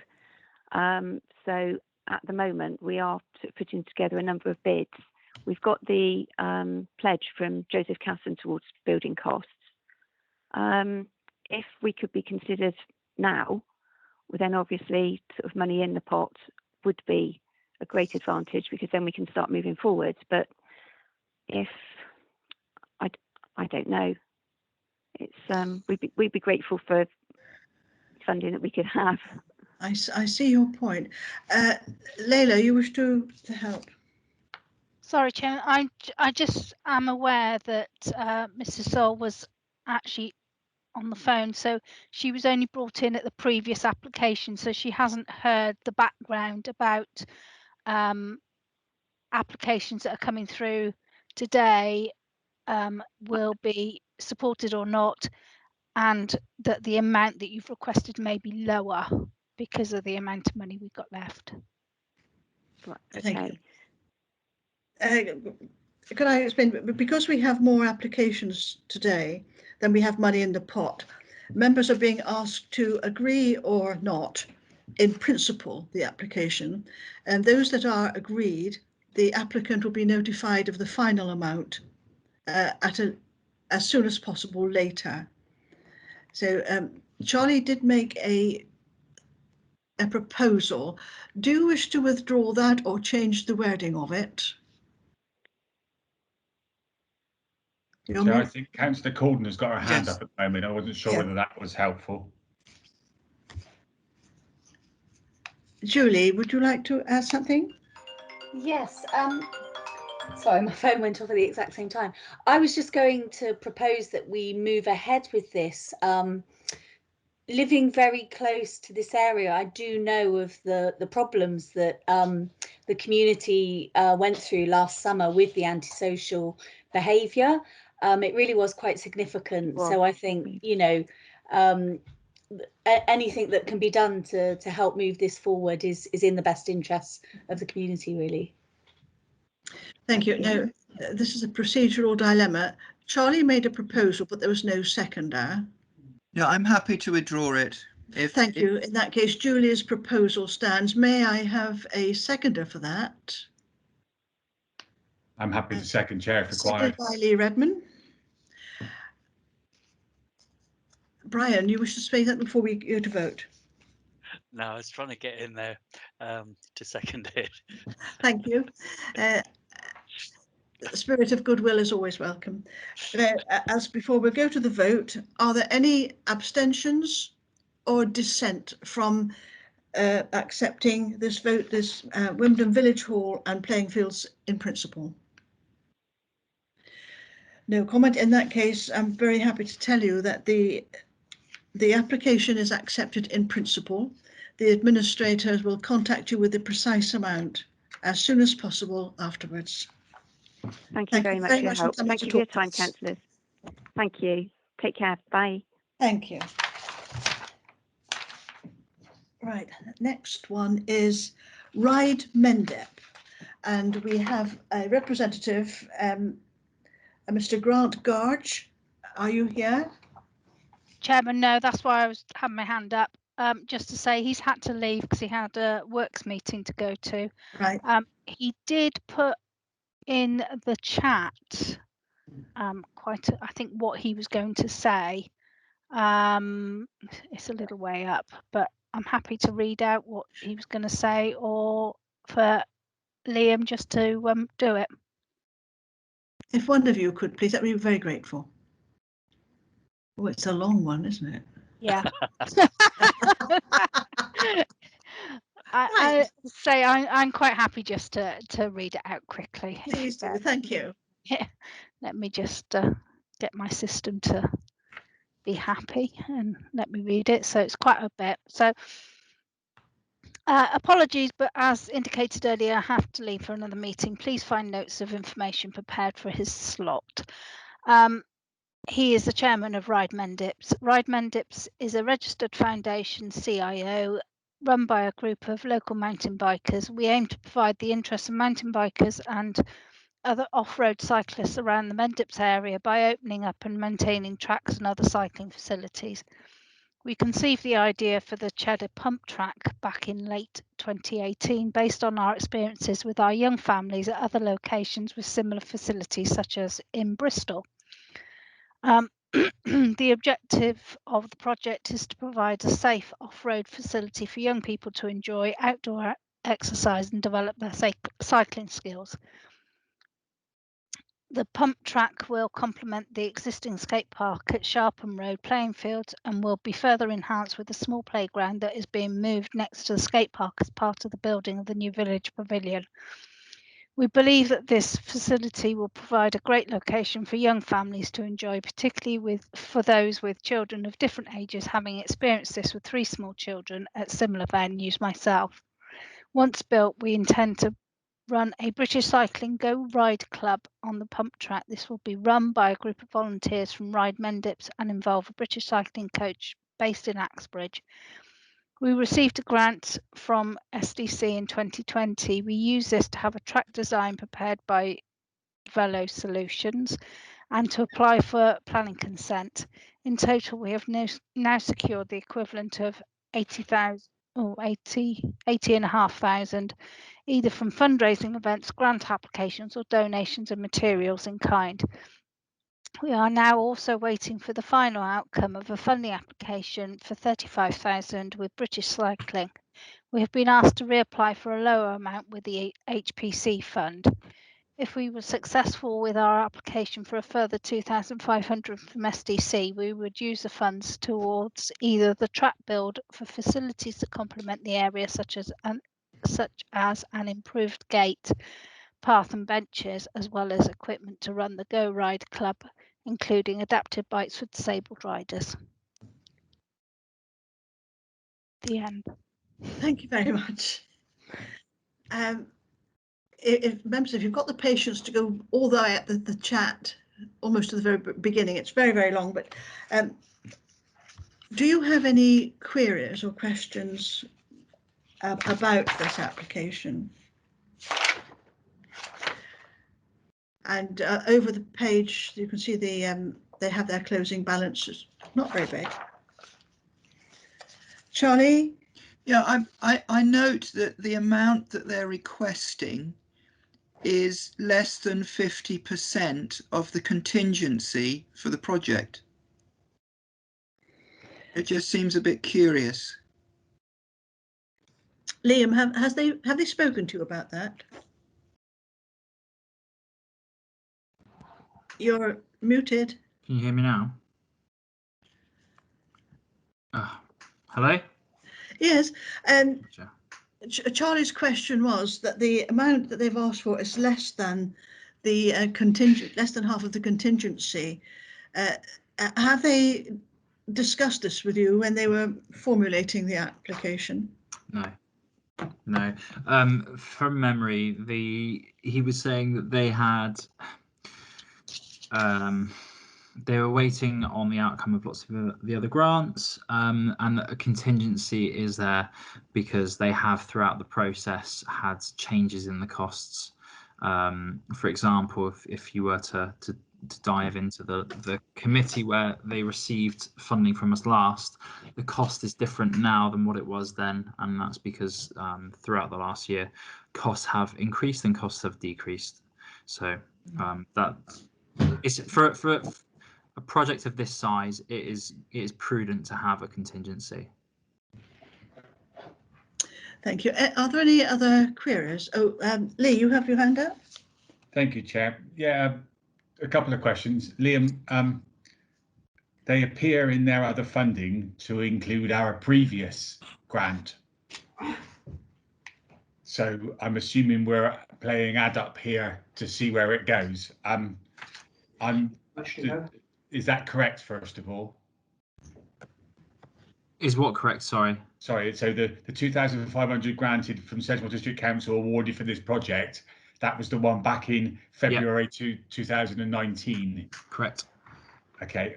Do you remember what criteria we put upon that? Was there a time limit on that spend when we originally did it? You're muted. Sorry, we didn't put anything extra other than, as with the normal criteria, the agreement is that they spend the funds within a year. Now, when I spoke to him, they've used that funding for a cost which was to do with planning consent and designs. So they spent the funding on something which needed to be spent to allow the next stage or the progression of the project. So they fulfilled their obligation basically. So, and just for clarification, then, just a continuous question. So the 35,000 from the cycling and the 20,000 from the Hinkley Sea Fund, do we know what the time scale is for those? No, I don't. The only way that's right, I'm going the long way around seeing whether this one can be deferred. That's all. Just to allow us an opportunity to, if the fund has been there, then obviously to make this pot go a bit further. That was why I was sniffing around it a little bit. Well, as the weather is getting a bit better, my instincts tell me that the workers in the project would probably try and get out as soon as possible to start doing what they have to do. But Chair, the reason I asked about the question about the 30, because £55,000 is pending, and yes. If it's next month, then yes, I agree. If it's going to come in the next couple or 3 months, then there might be an opportunity. I see Ms. Nicholson has her hand up. Please, Nilla. Just to say that in the speech that was provided by Grant, it does actually say that they've been asked to submit a reduced amount to the HPC fund. So it will be less than 20,000. And that'll take some time, I presume, to go through. I don't know how quickly they do HPC accounts.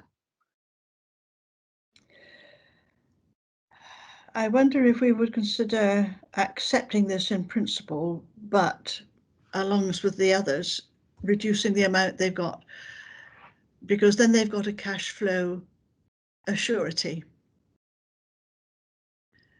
Are there any comments on that? Charlie, yes. I think that as the amount, I come back to my previous question, as the amount is less than half of a contingency they've built in, they have cash flow as it is to be moved, and and I'd rather defer this till June, okay, when we know about British Cycling and Hinkley Point, perhaps. Would you like to make that an explicit proposal? I'm prepared to make that an explicit proposal, Chair, yes. May I have a seconder? Councillor Alan Matthews is seconding. No further comments, so we will go to the vote. Does anyone dissent or abstain? No, so that is unanimously agreed that we will defer this until the June meeting, and their position then will be a lot clearer financially. Thank you. Chairman, can I just interrupt quickly? It's Polly. Layla, I don't know whether you saw my message, but David Sisson couldn't get on the link to get into the meeting. He wants to speak on the Blackfoot app. I have. So, yeah, I have actually sent him the link again. I'm not sure why he's not getting in. Okay. I said it won't connect, but I don't know whether we can call him. Is he emailing you, or is he? Or oh, right, okay. I will email him back and ask him for a phone number. We can get cool. Steve to phone in. Thank you. I've already emailed him, Layla, asking for a telephone number. Okay, thank you very much.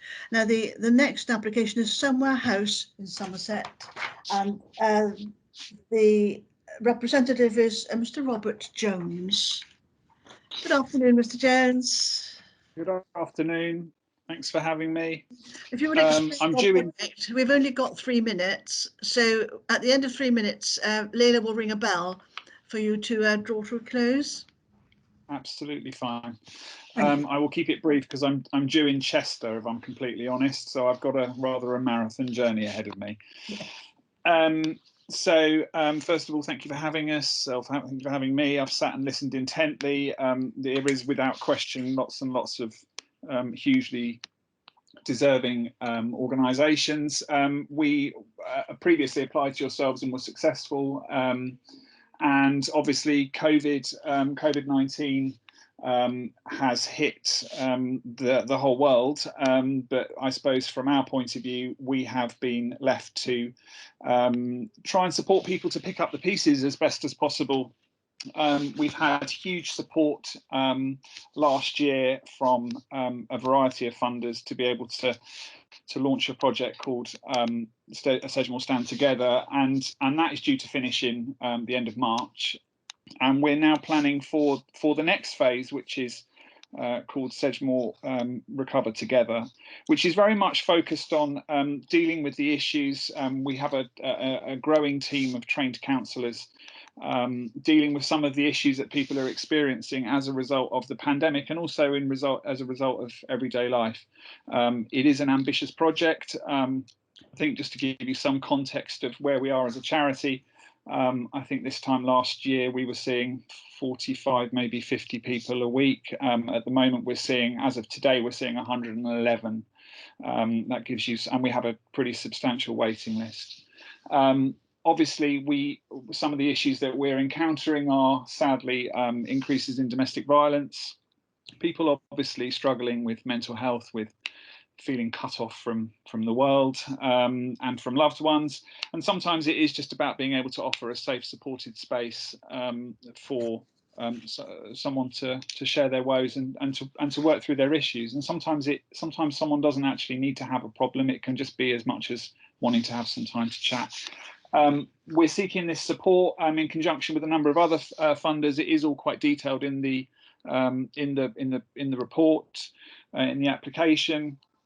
We do have an element of reserves that we can use if we're not successful in obtaining all of the funds. Just an update for you all. We also have just recently been awarded just a shade under £7,500 from Vernon and Barrow Golf Club. That is going to go into the Sedgemoor We Do Recover Together pot. And just on the subject of Parish and Parish Council grants, just because I know this has been a thing this afternoon, we have previously been awarded money which went into the last project last year with Highbridge and Vernon Town Council, and we have also had a grant from Cheddar Parish Council which also went into last year. So I'm somewhat mithered to start harassing them for money just at this minute, but we will certainly do so. I also note from previous conversations that there is lots of people wanting funding, but also there being a limited supply of cash. So I'm going to try and make life easy for you.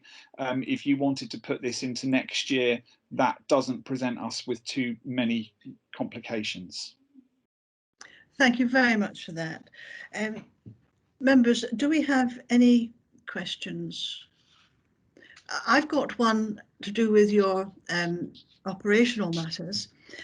Because you have I believe there are very similar client groups. Do you work with other similar charities such as In Charlie's Memory? The honest answer is no. We don't. We don't. We do quite a lot of work with schools. So we work quite closely with King Alfred's. In fact, we have a designated counsellor for King Alfred's. It's not that we've got anything against In Charlie's Memory, but we're just a slightly different model. So I suppose one of the things about Somewhere House Somerset is, and it's always been this way, and as long as I'm on the board of trustees, it will always be this way, is that it's very much for the people. So we expect people to donate what they can afford towards their sessions rather than a set cost. That's why we shamelessly beg and borrow from people like yourselves to be able to operate the charity. So no, we don't work directly with them, but we are referred into by a number of services, including the mental health teams, social services, local schools, and of course, most importantly, people can refer themselves. Thank you very much. Members, do you wish to ask any further questions? Liam? Chair. Thank you, Chair. I was going to make the suggestion that if, as we're going down this route already, it could be considered for the COVID support fund.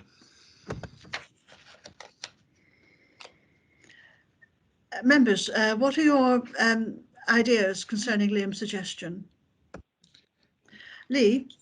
Chair, I'm pleased to say that Liam stole the words from my mouth, so that was where I was going to go. Chair, I think this, because of the way this application is put together and the words that are there, one would suggest that it might be fit our COVID fund and suggest that we move it across to there. Thank you. If that is a proposal, then I would like a seconder, please. Brian Bolt seconded that proposal. Now, the proposal is that this application is then moved into our little COVID list. It's been properly proposed and seconded. May I now go to the vote? Please, will you indicate if you wish to abstain or dissent?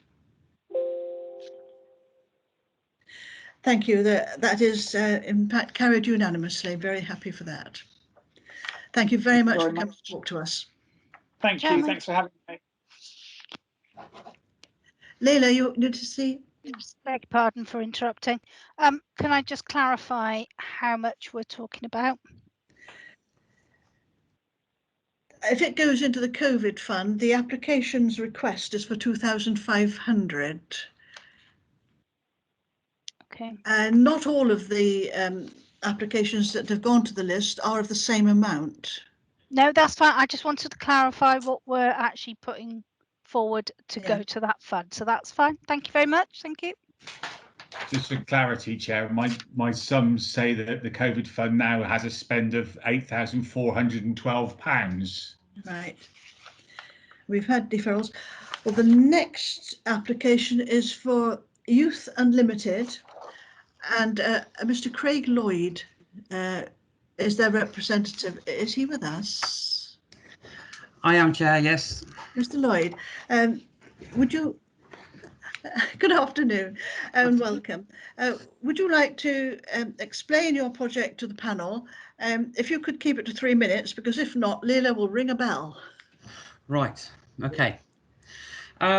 Thank you for hearing our application this evening. My name is Craig Lloyd. I'm a director and a youth and community worker with Youth Unlimited Community Interest Company. We've been working around Sedgemoor for about 6 years now. More recently, we've been delivering street-based youth work as our youth clubs and other provisions have been closed as a result of the COVID-19 situation. The street-based youth work means that the youth workers can go out into the community and engage with young people directly in a COVID-safe way. We've been inundated with young people experiencing difficulties and communities experiencing difficulties with young people, and as a result we've been asked by the Together team and housing providers if we can do some more targeted focused work with young people in certain communities, and for this application we're looking to receive we're looking for funding for £2,250 to contribute towards a project for young people in the Hamp estate of Bridgewater. The project is building on our existing relationships. The detached youth workers have built existing relationships with young people, got their trust, and have started to work on some of the issues that the young people are presenting. In order to really work with the group, it's difficult on the street, so we're looking to use the hub, which is on Hamp Estate, which has been generously given for free, and we're looking to provide the young people with a safe space and somewhere where they can talk, and it's going to be a closed group, so they can build that level of trust with the workers and each other to explore the issues. We're hoping to take them through a journey, really. So it will be with the idea that by the end of it, they will feel a little bit more accepted by society, more involved in their communities. Part of the application includes an off-site visit to some woodlands, which we hope will help them to raise their aspirations and just hopefully improve their mental health and well-being also. We're also including some time to include food, as hunger poverty, food poverty has been quite an issue. I think that just about sums it all up. If you have any questions, then I'm very happy to answer. Thank you. Thank you for your presentation. Members, would you like to ask questions? Lee. Thank you, Chair. First of all, obviously, not that it's relevant, I don't benefit in any way, but this is a lot of this project will be carried out in my ward, so I just wanted to declare that it's not prejudicing. There's no issues relating to that. But I've had the privilege of working and seeing some of the work that this outreach has done and across Bridgwater, and I fully support the work. And in fact, I'm happy to propose that we meet the requirement. But what I will do is, again, trying to juggle some money, because Liam, would we be able to transfer maybe part of this applicant across to the COVID fund? Doesn't seem like it to me. I don't think so. Don't know. Worth a try. That being said, I'd like to propose that we accept the proposal. Thank you. I don't know if you were here before, but excuse me, I'll shut the door. My husband's gone out.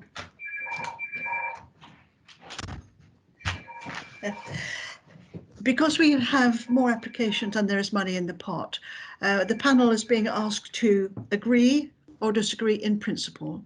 And if for those who are agreed, the applicant will be notified of the final amount as soon as possible.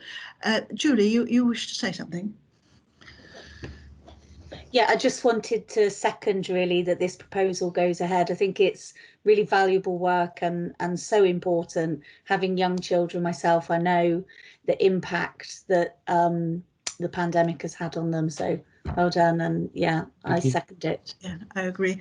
Could I ask a question, just as clarity, to add extra context to the young people that you are looking to assist? Those at risk of exploitation, one would have one. It's not necessarily that follows whether those young people come from somewhat chaotic backgrounds, or even have been in care, leaving care, and have not really engaged with all the help that's available to them. I don't believe that they are young people. Please, just leave. Sorry, small children. I don't believe that any of the identified group are leaving care or even in care. They do come from chaotic households. They have been brought. A lot of them have been brought to our attention by housing providers, by police, by the Together team, which is pretty much the sort of, we were already, even when before their names were mentioned to us, we were already working with them, we were already engaging with them, because they tend to be out in the community when they're not supposed to be, quite often because home life really isn't that pleasant, and also, you know, even their own neighbours and their own people in their community are really sort of marginalising these young people further, because, you know, they just sort of there isn't nothing for these young people, even if they're under, you know, court orders. The youth offending team aren't really able to engage with them properly at the moment. The youth club, which is, you know, on the main road there, that's been shut for a number of, well, years almost. It's been so long. We're just very conscious that these young people are becoming further and further disengaged from anything. So yeah, not specifically from leaving care, but the need is very high. Thank you very much for that. This has now been proposed and seconded. If there are no further comments, we go to the vote as before. Does anyone wish to dissent or abstain?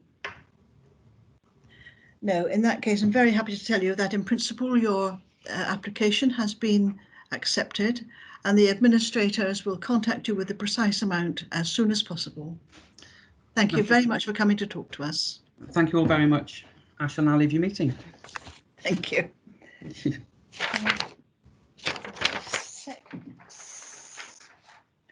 And our next one is St George's Parish Centre. Liz Birch is the representative. Are you here? Yes, I'm here.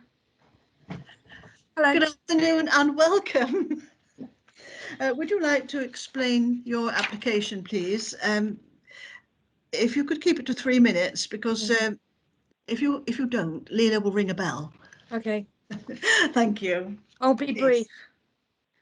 And I'm Liz Birch, and I work at the Parish Centre at St George's in Wendon, and I'm the development worker there. Part of my job is to help with community cohesion within the village and surrounding areas, and we have a community building that is used for various different things, hiring out, stuff like that. So what I'm after are some new blinds. So we've got the old schoolhouse, and the windows are non-standard, so they're very tall, and currently they've got 25-year-old curtains on them, which are in serious need of well, going really. And so the idea is it's part of a much wider project to future-proof the building, which will include 2 counselling rooms in the end.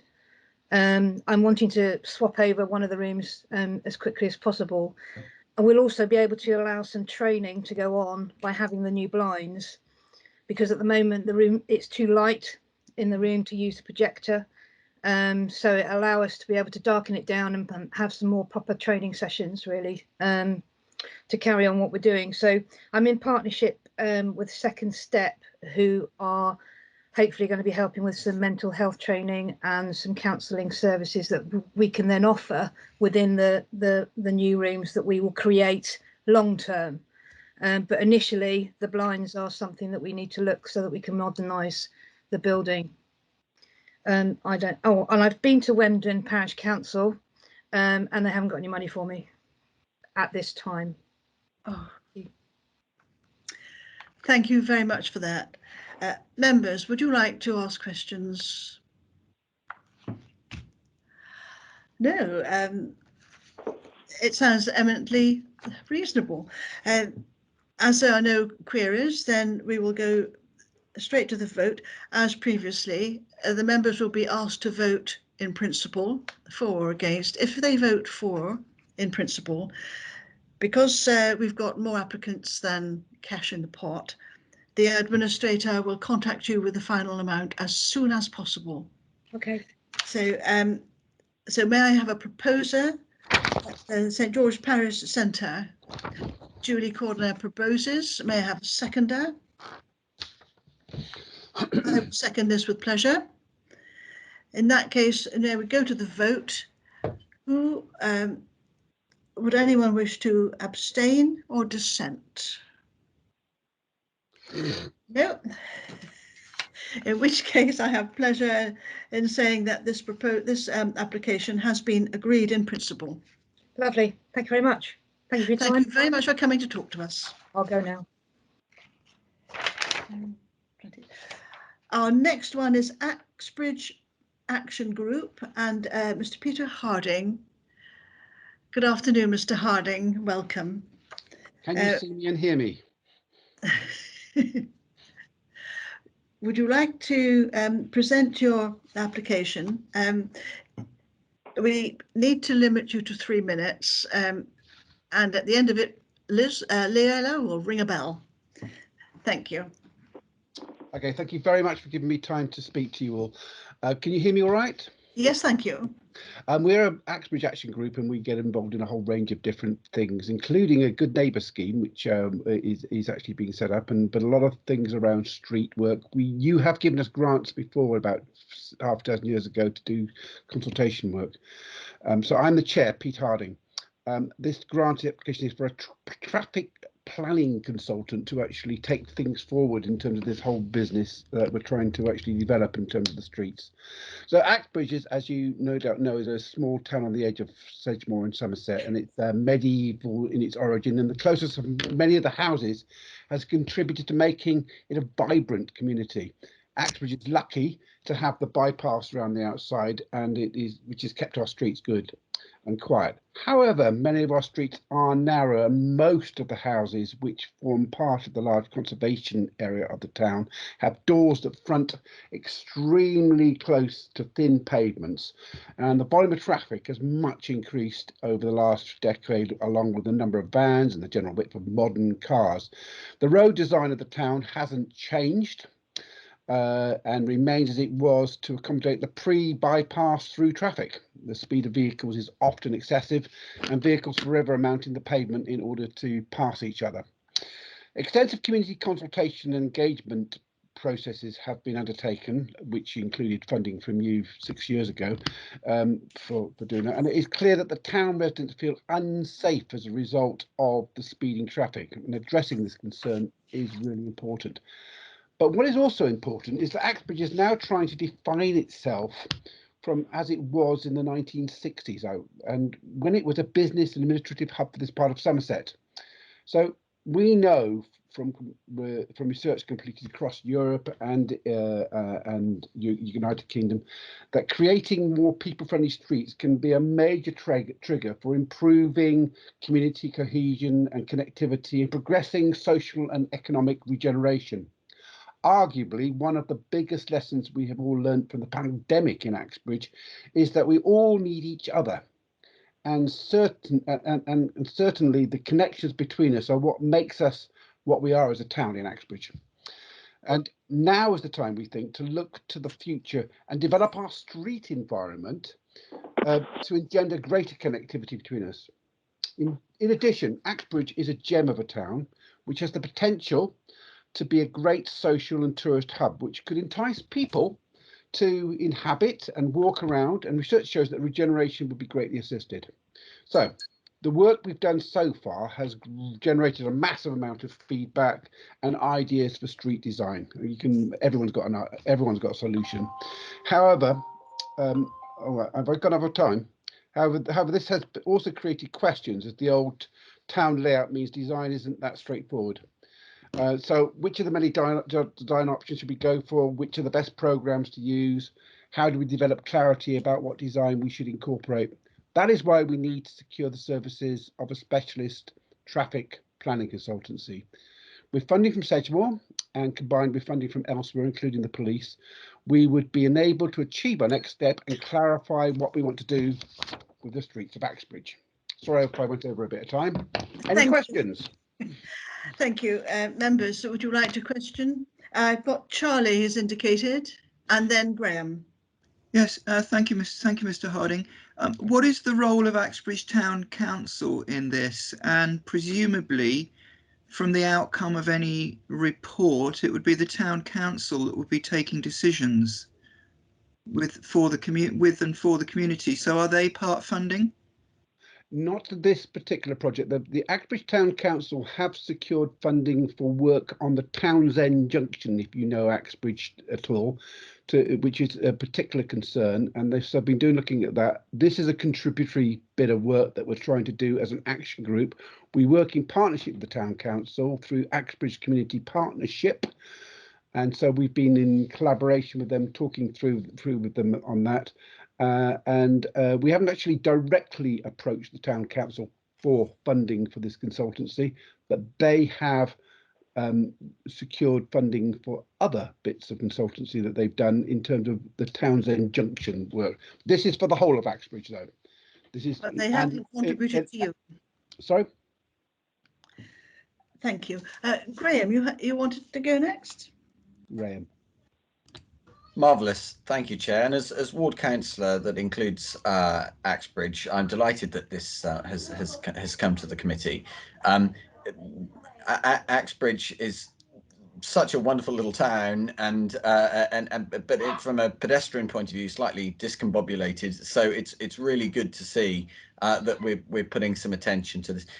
My question to Mr. Harding is, are we it's sort of slightly adjunct to Councillor Richards' question, really.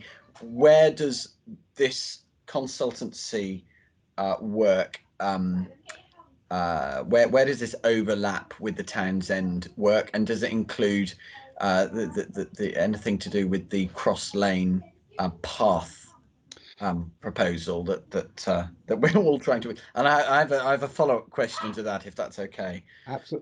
Absolutely, thank you for that, Graham. Both of those aspects, as you know, are high-profile things for Cross and Axbridge, and this consultancy will need to take on board the work that has been going for the Cross path, and we need to actually see how we can resolve some difficult issues there in terms of taking that forward. And we need to think about options for the Townsend Road, but the Townsend Road is quite a tricky issue as well, but it's slightly different than the streets of Axbridge than we're looking at here. We're looking at people-friendly streets, whereas the Townsend Road is about traffic flow and traffic safety, which does connect with it. So this consultancy will need to dovetail into that, and we have been working with the Highways Committee, Richard Tiffin, on that very fact. Okay, thank you. But my follow-up question is the £800 for publicity. Will that include a stall with an explainer at the market, at the farmers market, when we're allowed to? Indeed, it will. Yes, it will be publicity, but it was also to be able to facilitate community events and something in the town hall to actually give feedback on what the consultants have found out. We're looking at, I think it says in the application we're going to start in September. Actually, that's wrong. We were hoping to start as soon as possible. Wonderful. Okay, well, when the time comes, I think this is very badly needed. So when the time comes, I'd like to propose this. Yeah. Thank you. Leila, you had a question? Sorry, I haven't got a question for this one. I am just very much aware of the time. Yes. And also we need to pass a resolution if you want to carry on, or do we want a 5-minute? I mean, I was going to propose that we have a 5-minute break after Holy Trinity, which is our last speaker. I'm just very conscious we've been going for nearly 3 hours without a break, and Yes, I certainly need to have a move. Thank you. Elsewhere. Lee wanted to say something, and then Brian. Chair, thank you. Thank you, Mr. Harding, for taking the opportunity. You sort of preempted where I was going with this, because you went from we were hoping to start in September to as soon as possible in one swift breath. So you potentially shot down one of my points, but the main reason for raising my hand, and I'll just change my hats for a second and put my county councillor hat on.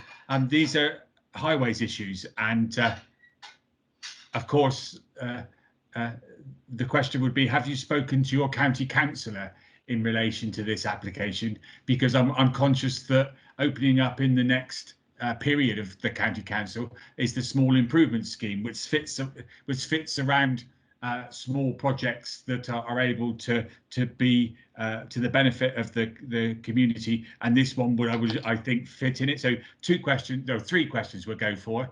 Have you spoken to your county councillor with a view to seeking if there was any support from county around this? Secondly, could I just push you a little bit harder? You've heard a lot of the debate. Is it a now, or can it wait till June? And that'll do for now. Thank you. Let's do the timescale. I think my plea is that it is for now, because we'd actually like to start the project in June. So we'd like to secure a consultant by then. So we'd have to go out to tender. We have to actually invite people to actually come forward and do it. We have got someone who's given us some quotes initially, as Liam is aware of, but we will need to actually see who we're going to go for.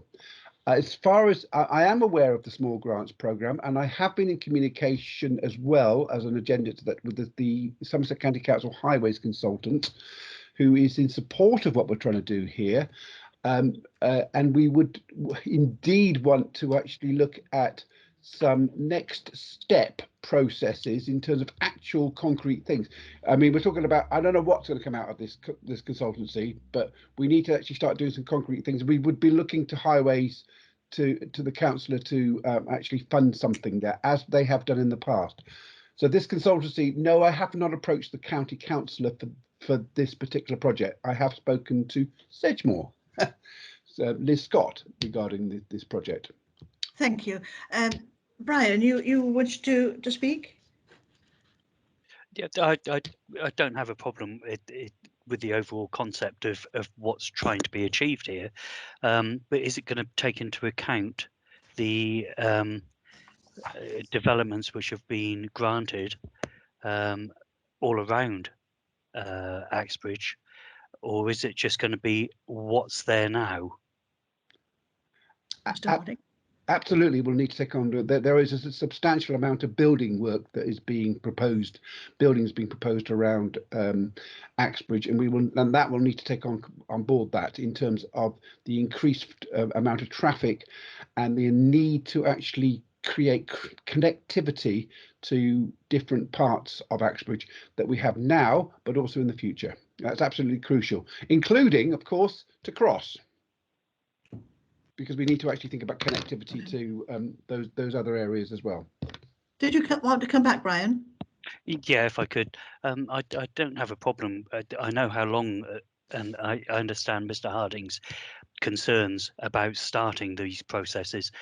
They're not swift. No.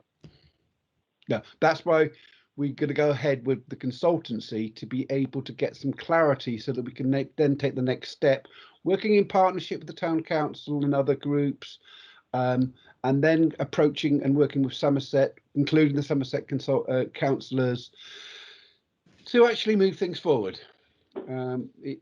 We've been working on this for 15 years actually, but we're at a point where we can take things forward, and with the hiatus of the pandemic, I think that we're in a good position to take things forward.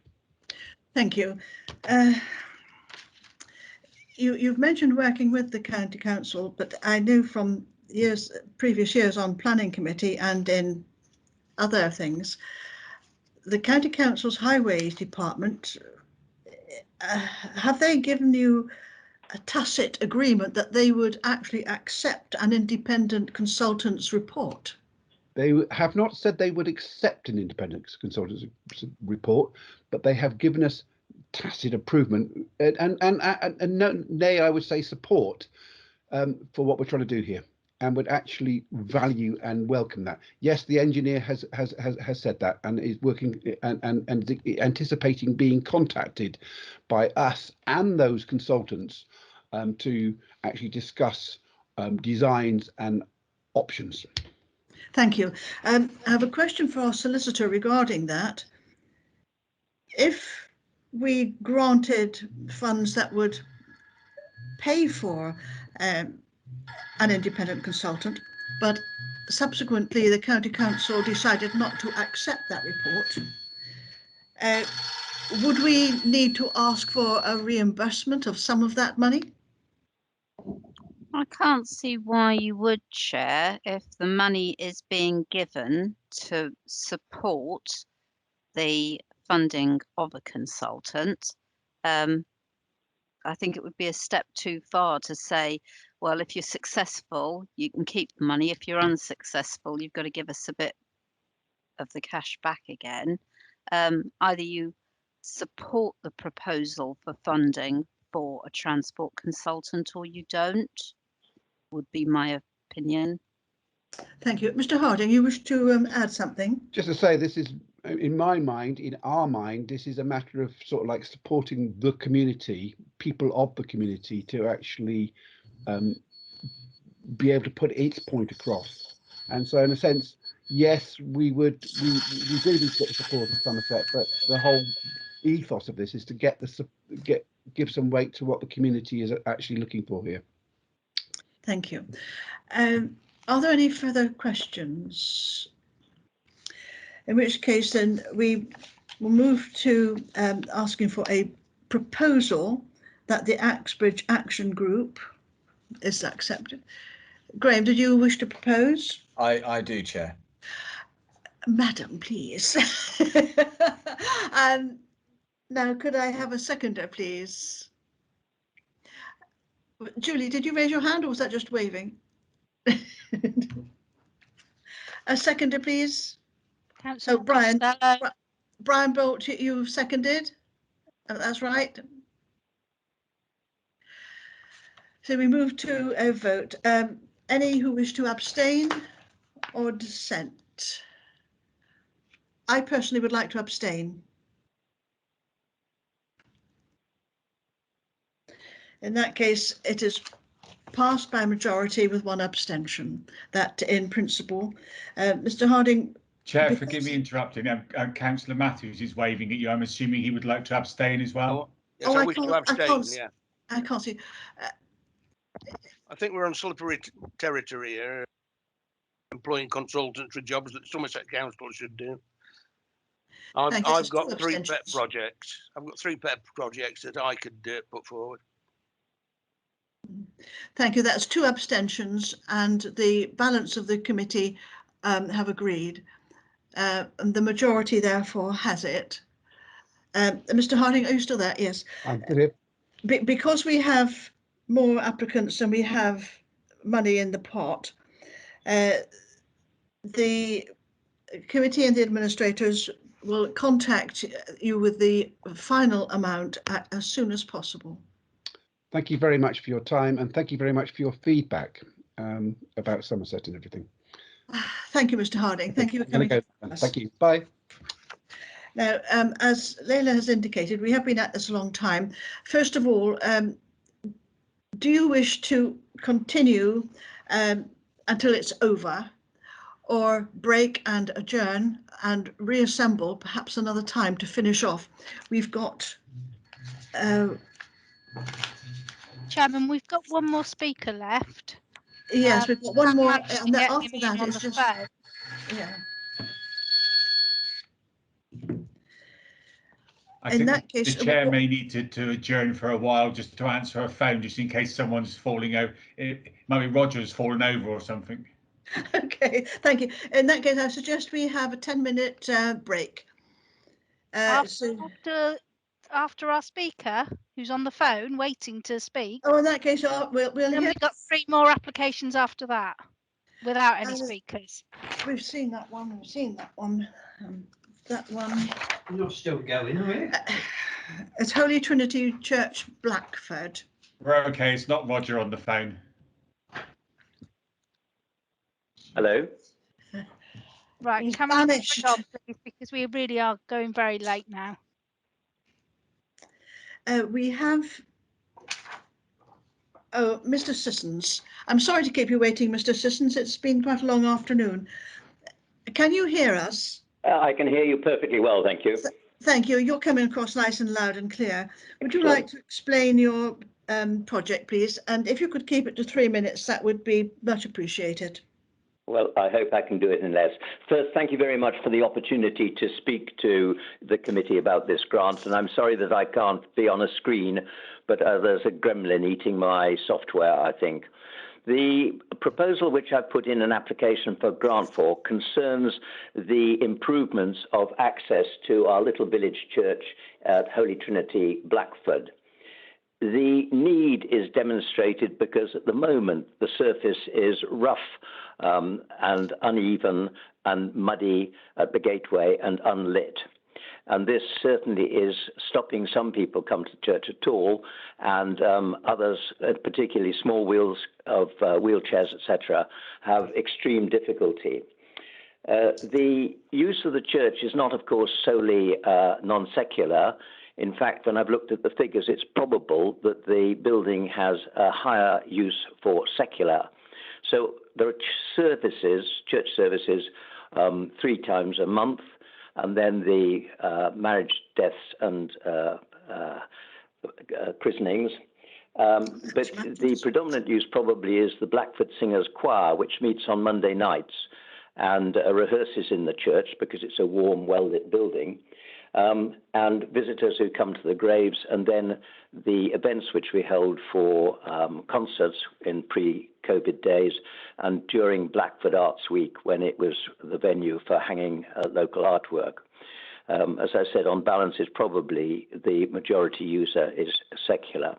The building itself is important, Grade 2 listed, the work of Richard Carver in 1823. We're coming up to our bicentenary, which is rather exciting, and we'd certainly like to have this project finished by then. We've been supported in the past by English Heritage, who helped us with the re-roofing.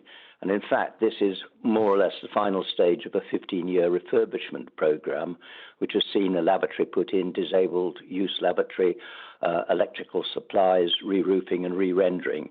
So it's been a massive long-term project, and the improvements to the drive, particularly lighting it, will mean that we can get a much wider use and open the doors for all users more easily. The financial case is that we face an 18 or £27,000 deficit between monies that we've put aside and the cost of the project. My experience in previous fundraisers is that we creep up to these targets bit by bit, usually with one substantial donor who we've yet to identify. So my plea to the committee is help us improve the access to this much-loved church so that it can fulfill its proper role for the whole of the community of Blackford and those visitors who come to see their loved ones in the churchyard. Thank you. Thank you very much. Members, would you like to ask questions, clarification or other? No, I think when we looked at these papers before the meeting, Julie Cooper, who is one of our experienced administrators, did raise the question that if this is very much of a community use and is open to everybody, could you confirm that?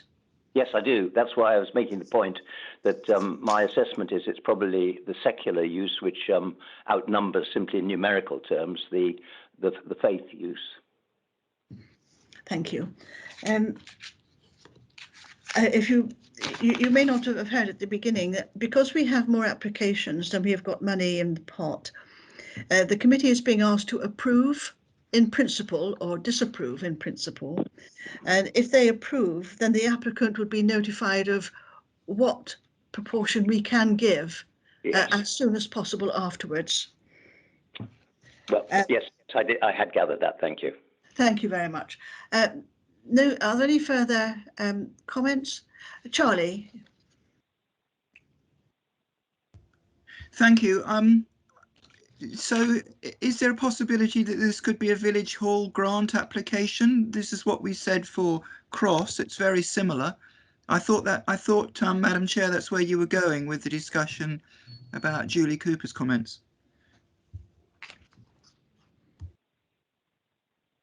Can I? Yes, please, Julie. Would you clarify? Yes, we do allow village hall and capital grants if it's helping access to a facility that is open to all. And so if it was a disabled access to the building, we would be able to consider that. Yes, we would. Thank you. Did I think someone else's hand go up? No. But could I just say on that point, Chair, if I may, that I thought I had talked to Julie Cooper before about this to test out whether it would be, and I think I was redirected to this grant scheme rather than a village hall grant scheme. Oh, well, I can't remember that discussion, but perhaps you did. I think if it was sort of resurfacing a car park or something, no, but if it's to enable people to access the building and it is open, I think you would have to have a committee also that has user groups on the management committee. That was the other thing that we talk about the constitution, to make sure that people who use it have equal opportunity to influence how the hall is used, rather than just church trustees. But you know, if you can meet those requirements, then certainly I would make an application. I mean, members' views do change over the years as to what could be in and out. So I don't know how long ago that was, but it certainly wasn't in my recent memory. Okay. Well, first, I think I can answer you relatively easily. The church building itself, of course, belongs through the diocese, and the responsibility for its upkeep rests with the church wardens. I don't think there would be a possibility of having another user group, say like the choir, holding, as it were, an equal voice in that. They would hold a voice that would perhaps represent to the PCC, which is in effect the governing body for the church. So on that basis, I think it would be more difficult for me to satisfy that requirement. Thank you. Lee, you indicated? I'm a little bit confused, Chair. I'm just seeking some clarification, really. Mrs. Cooper, are you able to say, if we were to defer this and refer it to the Village Hall Fund, would you be minded to listen to it? And sir, if that was the case and you were unsuccessful, would a delay in a couple of months, until June, be an inconvenience to you? Well, to answer quickly, the delay till June will not necessarily inconvenience us, but when you manage a project like this, you have to get quite a lot of the money in the bank, in a kitty, before you can let a contract. I've got to let a contract for £39,000, and I'd be pretty hesitant to do that until I've got the vast majority of it in, because as I suggested in my application, I'd be looking to perhaps have to bridge any shortfall and try to pay that off over a number of years. So it wouldn't be an absolute killer, but it could be quite problematic. Can I say something else? Sorry. Yes. It's Julie Cooper again. Yes, I think apply to the Village Hall Capital Grant Scheme, and we would look at it with a view to. The reason we were quite strong about the management committee is that we didn't, but another district gave a grant to a village hall, and they fell foul of equality legislation because they didn't allow a yoga group to use the hall. But if there's equal opportunity to utilise the church building, and people can, there isn't any sort of restrictions like that, and you're open and transparent about the working of the hall and that sort of thing, then I think you can make a case for that, and it would be on a case-by-case basis, and it appears that you could make that case. Okay, well, that's handy. Yes, I'll chase down reference to who to go to after this meeting. Chair, could I propose we defer subject to going to the Village Hall Committee and then back to us if unsuccessful? Thank you. Do I have a seconder for that proposal? I will second it. And it would be me you come to. So that is Julia. Cooper. Thank you. Sorry, I could have the name to I go. Julie with an E on the end, Cooper. Julie Cooper. Yeah, okay. and then email's just julie.cooper@sedgemoor.gov.uk. Julie Cooper, all one word. With a dot in the middle. Julie.Cooper. Okay, thank you. That's excellent. Thank you so much. Thank you all for your time. Thank you, Mr. Sissons. And that being the last one there. Chair, I'm assuming you'd want a proposal to move on or take a break or something like that, because we're somewhat over our time now. Have we got any guests waiting in the lobby? No. Chairman, but we have 3 more applications to consider, and then we got the 5 SLAs, and Angela Farmer and Julie Cooper are waiting on those ones. Okay. But I'm just conscious of the fact people haven't had the ability to get up, have a and have little a break. For We're 5 going to take minutes. a 10-minute break. If we come back, what are we now, 24? If we come back at 5:30 and decide then if we can go on or defer the balance of the meeting to another day.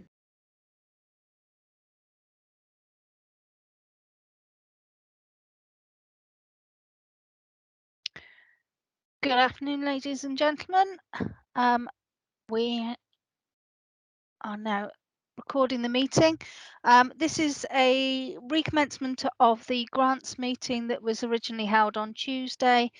And this is just to finish off 3 project grants and the 5 SLAs that need just to be discussed. So I will go around to all the committee and just check that they can see and hear all of us. So if we start with the chairman today. Yes, I'm chairman. I'm or deputy chair. I'm Liz Perry, ward member for Kings Isle, and I can see and hear everything. Thank you.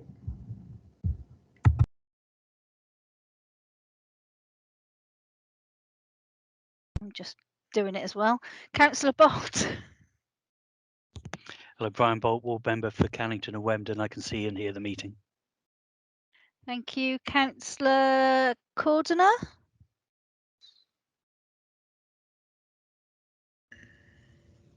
No. Councillor Godwin Pearson. Graham Godwin Pearson here in Axvale. I can see and hear everything. Thank you. Councillor Charlie Riches. Hello, good afternoon. Charlie Riches, Cheddar and Shipham, and I can see and hear everything. Councillor Lee Redman. Good afternoon, everyone. Councillor Lee Redman, Councillor for Hamp Ward Bridgewater. I can see and hear clearly. Thank you. Councillor Costello.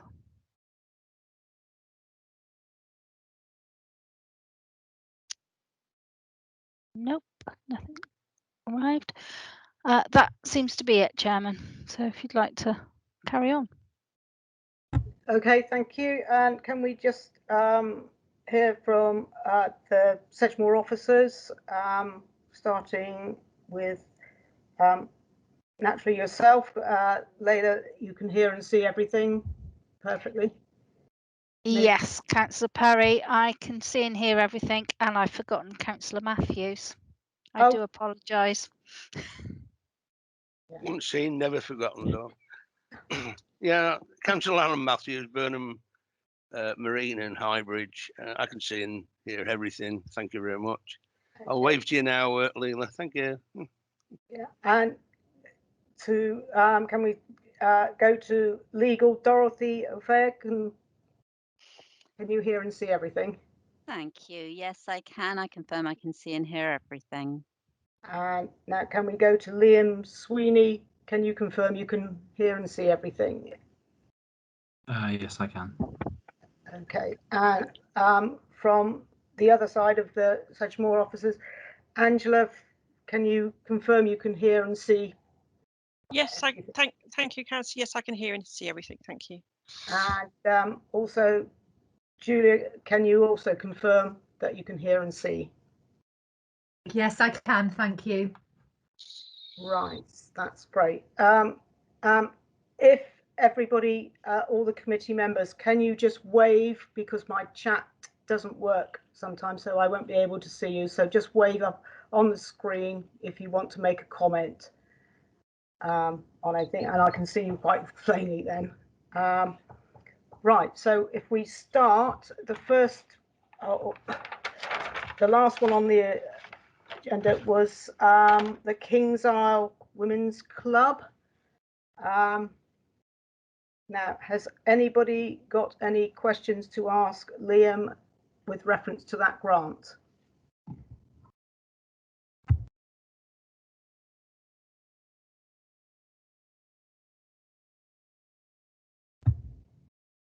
I'm not seeing anything. So if I could can start. Yeah, if I can just say, can we,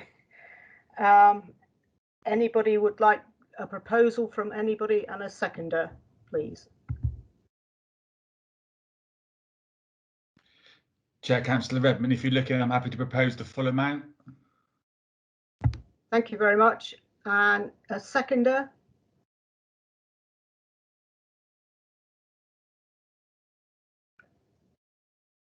Well, Councillor Richards.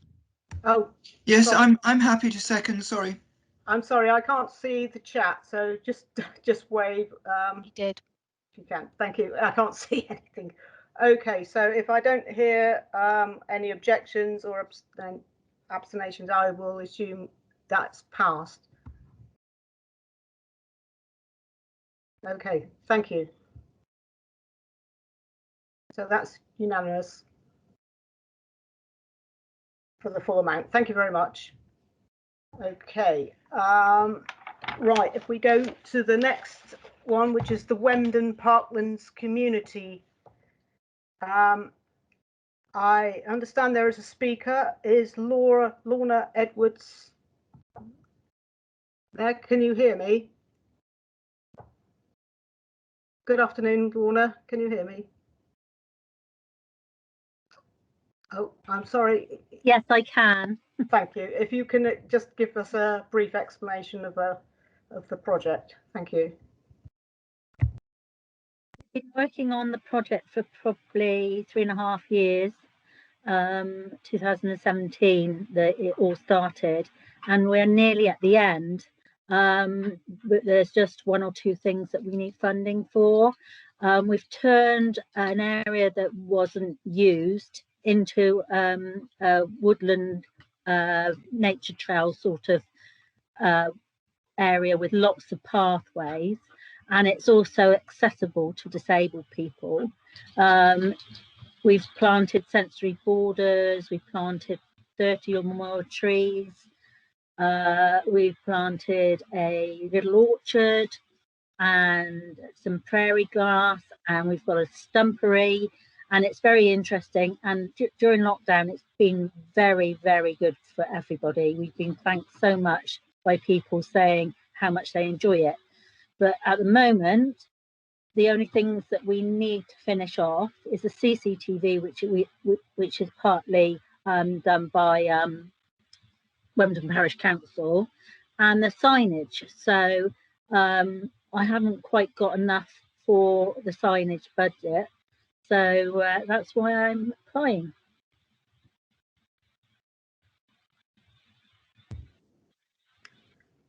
Okay, thank you for that.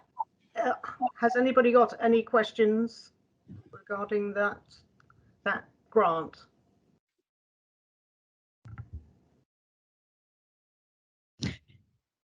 Councillor Richards is waving, Chair. I can't see. Sorry, I've got right. Thank you, Chair. Perhaps Mrs. Edwards, can I just ask you a couple of things? You mentioned about Wemden Parish Council. Have you asked them for some of the money? They have been contributing throughout the project with different things that we've put in, like they've been a third-party supporter for Viridor Credits, gave us a lot of money to put in pathways and other equipment. So they paid 10% of the overall budget. And they've helped us with a lot of other things. So yes, they do contribute. Okay, my main question really is £5,000 for 3 signs and a finger post seems to be an awful lot of money. I mean, could you just give us a breakdown and describe where, you know, 5,000 is a lot of money for a few signs. How does that come about? There's actually more signs than that. I don't know what's happened there. We'll need a main entrance sign to explain how it came about and all the people that contributed, like Viridor Credits, like HPC, like Sedgemoor District Council, who already gave us £1,200 a couple of years ago. We also need a nature trail sign, and we need 3 explanation signs that tell you what a stumpery is and how it's good for biodiversity. We've got 2 insect hotels. Again, we need smaller signs to tell us what we need, and these are going to be wooden signs, so it's in keeping with everything else because everything's wood that we've put in. So that's 3 signs on their own. Then there's the main, it's like a lectern, and that will have a map on, and it's really to explain to children what animals they've got to find, because we've got lots of wooden sculptures hidden around the area of different animals that live in the community or the area that we live in, and the finger post sign as well. So there's more than 3 signs, and we need help. Yeah, okay. Thank you. Because Chair, this is obviously more substantial than it seems to be described. Also, I didn't realise that you'd already had some money from Sedgemoor for this, because that's not for this. That was for benches. That was for benches 2 years ago. But within the same project. Within the same project, yes. Thank you. Okay, thank you. Liam, you're got your hand up. Did you want to explain what Thank you, Chair. Yeah, thank you. At the time of the application, I didn't have the full details. I did have an update and a breakdown of all of it. I think what Lorna has tried to put across is that these are sturdy signs. They're made from oak. There's graphic design fees and engraving, so it isn't just your run-of-the-mill sign. They're built to last, and they provide obviously information. Also, in terms of the funding that Lorna's received towards the projects, because it doesn't fall within this quadrennial, it shouldn't have any bearing upon the application, because we don't base decisions outside of the quadrennial for project spends. Thank you. That's it. Okay, thank you. I'd like to welcome Councillor Julie Cordner. Did you want to? Can you see and hear? Yeah, sorry. I remembered this morning, and then I was working away and did forget. Is there any questions you need to ask? I did miss the presentation, but I do live in the area.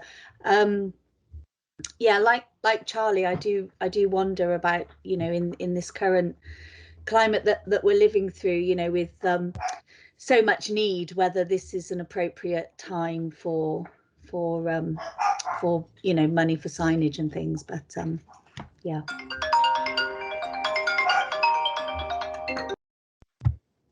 Okay, thank you.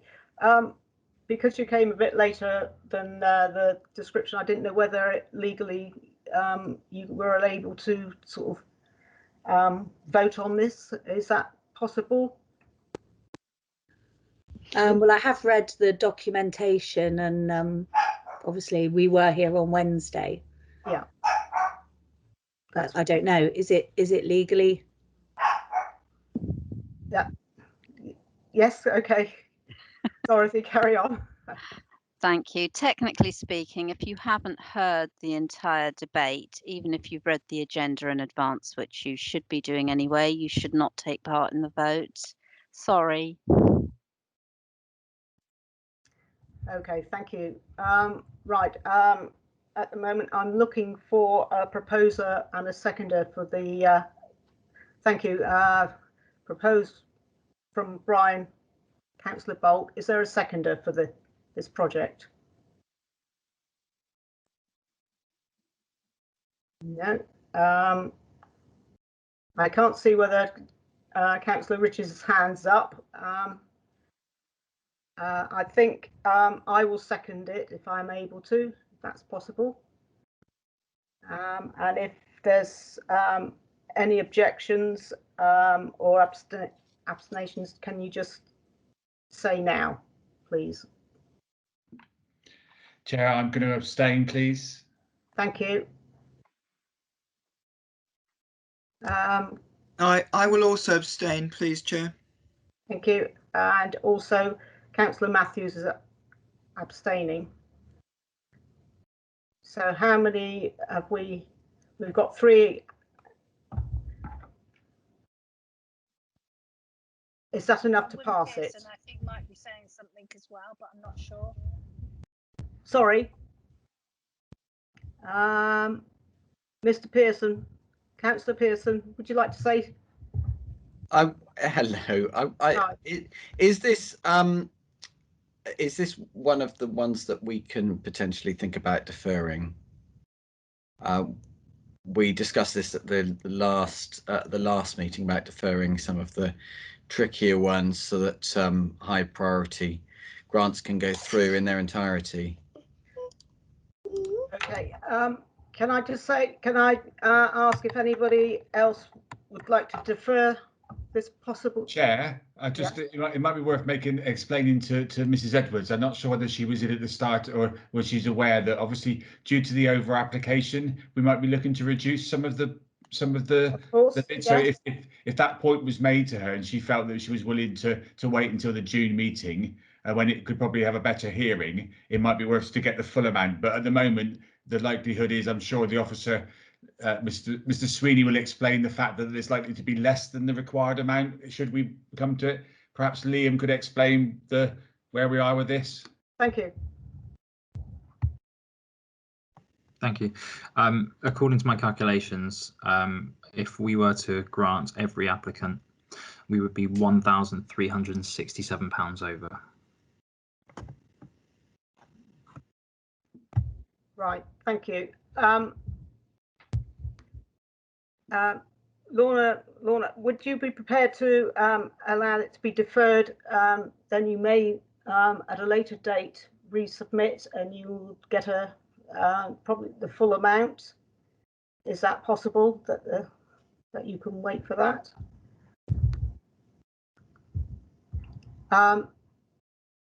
Councillor Redmond, sorry. Forgive me, Chair, for interfering in your business, but we're procedurally, I'm not sure whether Mrs. O'Farrell would like to explain, but I think you've started the vote.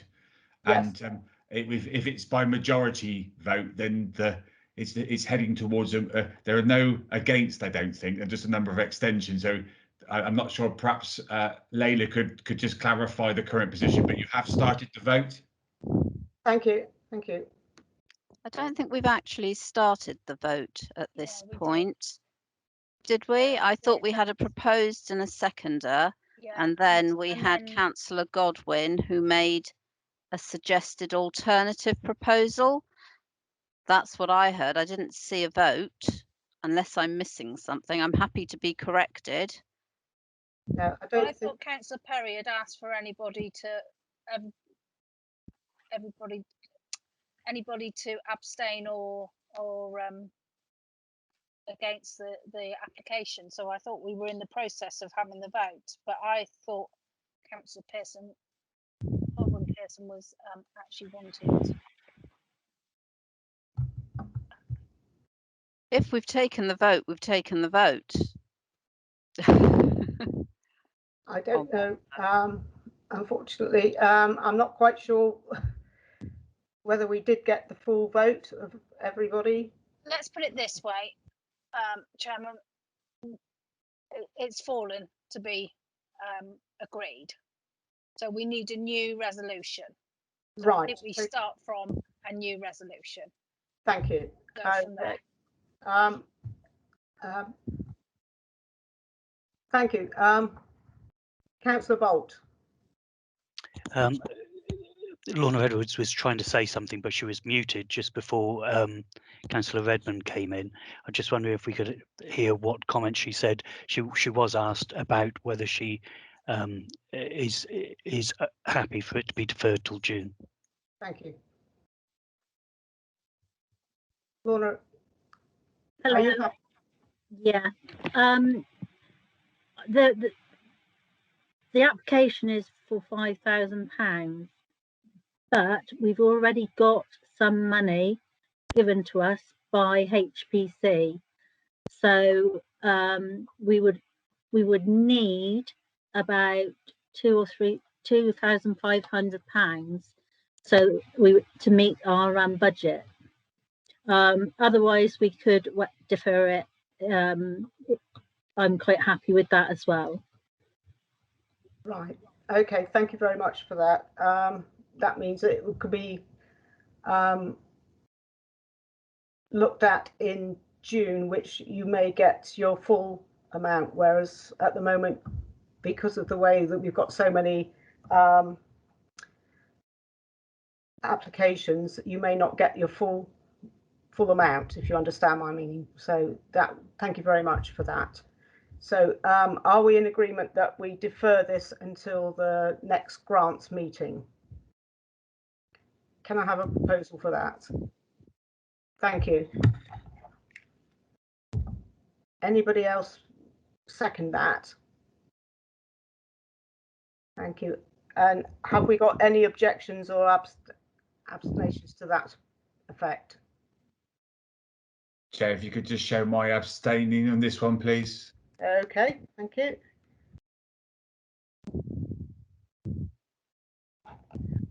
Right, so we are saying that this one is deferred until the next grants meeting. Thank you very much, Lorna, for your attendance. Thank you very much. Okay. Right, so we go on now to the last project grants, which is the Autism Community Network, CIC. Now then,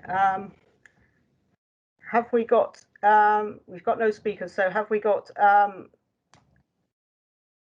anybody who needs to ask any questions from Liam about this particular project?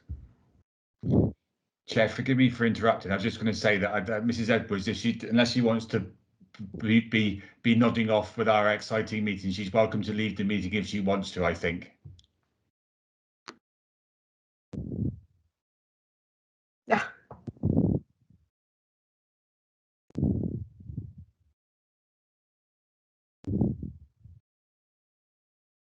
In relation to this application then, Liam, could you please clarify what the area that is covered and whereabouts, who it would be mainly presented? I know it says at Sedgemoor area, but just some clarification of the area, please. Unfortunately, I wasn't given any more clarification. I was told that it would happen within Sedgemoor. This was one of those applicants that, as you can see, it's Appendix U. It's the last one to come in, and it was quite difficult to get the information afterwards before I submitted the report. So unfortunately, I've not been able to specify where in Sedgemoor.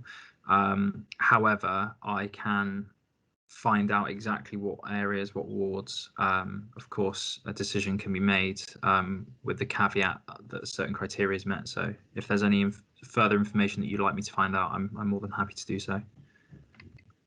It was just some, forgive me, Chair, it's just some clarification really. Obviously, I saw it's Autism Somerset, and it's a wonderful opportunity. I'm happy for it to, but I would be interested just to make sure that obviously it was our part of the funding would be to specifically to the Sedgemoor area, because the need, that's obviously the basis of where we are. That was the clarification. If members were happy, I would be willing to propose that we accept this, subject to the clarification that the money is spent in the Sedgemoor area, and perhaps a report back on outcomes would be helpful as well. Graham, you've got your hand up. Yeah, and just a point to Mr. Redmond. It does say in the beneficiary section, residents of Sedgemoor with autism. So I think we can assume that it's not a Somerset-wide project, or it is a Sedgemoor part of a Somerset-wide project, rather.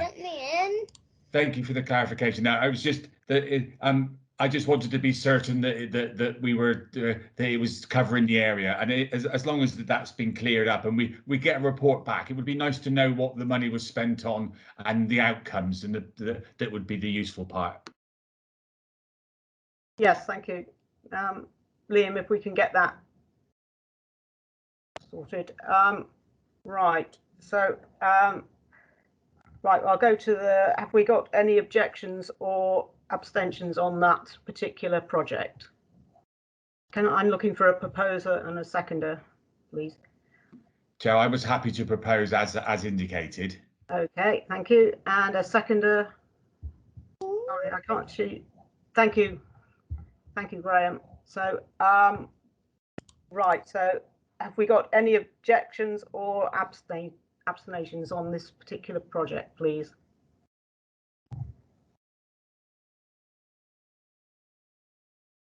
No, so I take that as clearly carried. Right, okay, so after that, we will go to the SLAs. Is Angela about so she can explain her project? Yes, I am Councillor Perry. Welcome. Hello, good afternoon, everybody. For those who don't know me, my name is Angela Farmer. I'm the Equality and Risk Manager for Sedgemoor District Council, and I've been helping Julie with trying to get some of these SLAs over the line. Thank you. Can I just stop you there? Liam, did you want to come in? No, can't. Sorry, you're on mute. Every bloody time. Sorry, Angela, for interrupting. No, If we're done in terms of grants, I'm happy to stay and answer any more questions. Otherwise, I will shoot off. Yes. Okay. Thank you very much. Yes. Sorry, Chair. Just going to be a pain. You can't let Liam go just yet. We've got to talk about, because we're oversubscribed, aren't we? We were going to do the element. We were going to figure out how we settle the over application. We're not now. We've now lost money. There's now £1,133 spare, which we're unable to allocate because Wemden's been deferred. So in fact, we've kind of undone ourselves there. So there's a spare £1,133 left in the pot, which won't be spent. So what I'm trying to say is all of the applicants can be awarded in full who have been awarded. Chair, forgive me. I'm just going to be a little bit nitpicky because I don't know whether just to clarify. Obviously, just for clarity, Chair, there was £10,000 which was ring fenced for COVID only, subject up to the 28th. We've moved some across to there, which leaves 1,000 in my calculation, £1,588 in the COVID pot. Which, if you take the original figure we had, which is 31,702. Yeah. You take off of that the 10,000, then I only make it about 19,000 left. 19,000 between 8. Have I miscalculated, Liam? Sorry if I have. Dorothy. Sorry, I haven't got enough hands to sort out these apps. So according to my calculations, there was hang on, let me get that open. Okay. We had at the start oh, do you know what? I do apologise. Lee, your figures are right. My grants tracker hasn't updated since I opened it. The amounts have been lost, so your figures are correct because it wasn't 50,500. We had a little bit more. So my £1,133, it's actually more money that is left in the pot. And yes, that is split between the 10,000 that was available for COVID and then the remainder. Give me a moment and I will just update it so that it updates the calculations. I do apologise for this. Okay.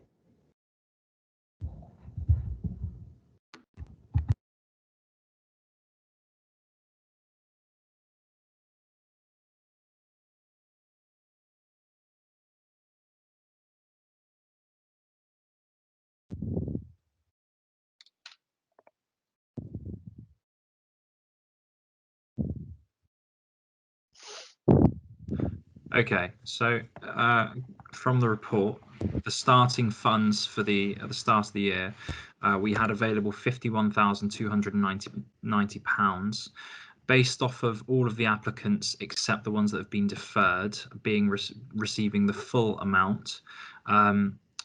The amount that would be left over would be. I've given that group more. I've got 1,923. However, that doesn't take into account that Isle of Wedmore. It wasn't 2,500. It was 1,824. So that was the full amount of their project cost. So that leaves £2,599.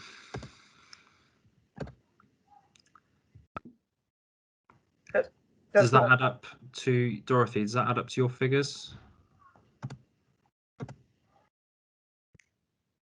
Sorry, I'd produced a spreadsheet previously. I think the best thing to do is, before we actually make a decision, just to be go through the awards that we'd approved, and perhaps Councillor Redman has got his tally should be the same as mine, I'm hoping, and then you need to decide whether you're going to adjust the amounts for certain project grants or whether you want to apply a reduction across the board, a percentage reduction. That would appear to be fairer, but members may have a different view, which they're perfectly entitled to. And then I think what we need to do is do a little addition, just to double check on ourselves before we finally approve these amounts. So do you want, Councillor Redman, would you like to take us through the list, or shall I? I'm happy for either. If it's easier, I'm happy to do it, Dorothy, so you can check cross-reference from mine. So yeah, let's do it that way. So at the moment I've got, so starting with A then, so the Nelson Trust we paid from the COVID fund. Agreed. The Brickwork Studio was the COVID fund. Agreed. Then we've got 2,500 bid from Mark Cricket Club, which was approved subject to. Agreed. The same with the Space CIO. Agreed. Isle of Wedmore we put into the COVID fund. All of it, the whole of the 1824. Agreed. Yeah. Then we had the Karate Club was the 300 we had granted. Yeah, in full. Then we had the Cross Memorial Hall was deferred. Agreed. Yeah. The State of Trust was deferred. Agreed. The People's Plot we paid. In full, £500. Agreed. Then we've got 2,500 from the Huntsville District Cricket Club, subject to. Agreed. Then we have 2,400, which was Middlezoy, which Agreed. was subject to. Yeah. We then have Wemden Village Hall playing field, which is 2,500, subject to. Agreed. The Ride Mendip deferred. Agreed. Then we had the Somewhere House Somerset, which was 2,500 from COVID. Agreed. Then we've got 2,250 for Youth Unlimited. I've got 2,100 for Youth Unlimited. Liam, can you confirm?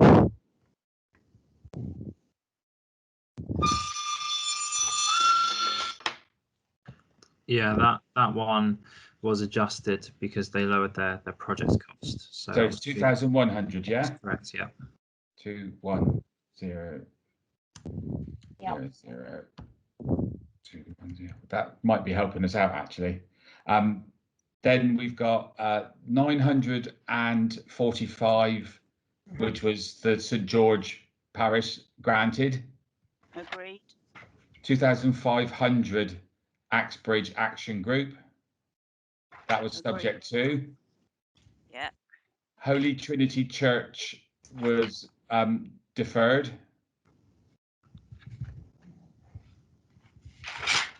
Agreed. The King's Isle Women's Club was paid in full.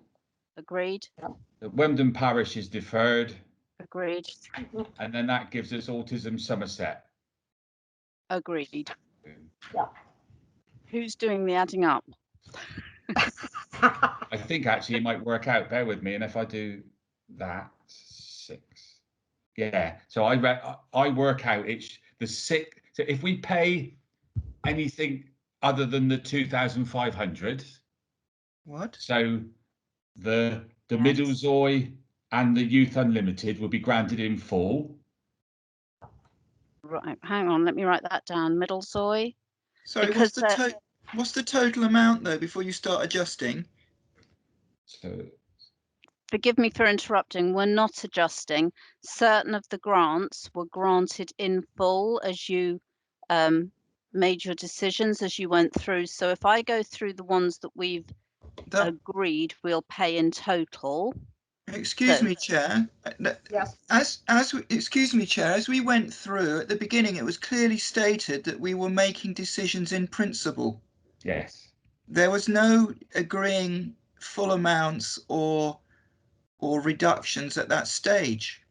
No, I think what we said was that anything under £1,000 we would grant. Anything over, then we would come back and review. We would agree subject to. When was that stated? At the outs. I think it was at the beginning of the meetings, and also because of that we were over subscribed for it. I think everybody was explained that they were going to get a possible reduction in the amount that they applied for, to be fair to everybody. I think that's what was explained, and everybody understood it, you know, to all the speakers that came in.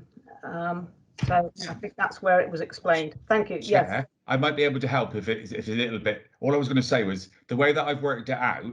If we were to pay the reduction would be £72 for the 6 that require 2,500.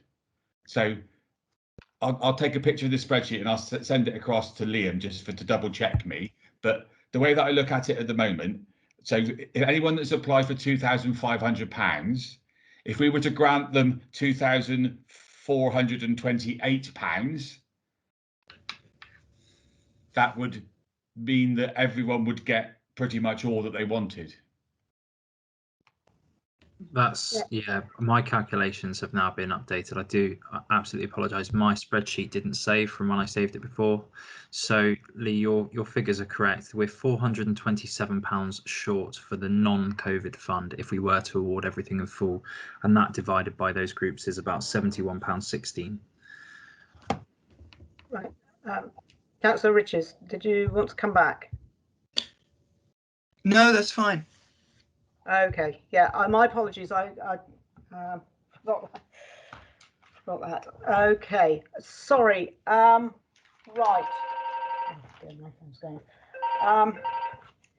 Right. Can we get back now to Angela? I'm sorry, Angela, to keep you waiting. Are you still there? Is that okay? Right. Yeah, I'm still here. Thank you. I won't say anything before Dorothy speaks. Fine. Sorry, Dorothy, did you want to come back?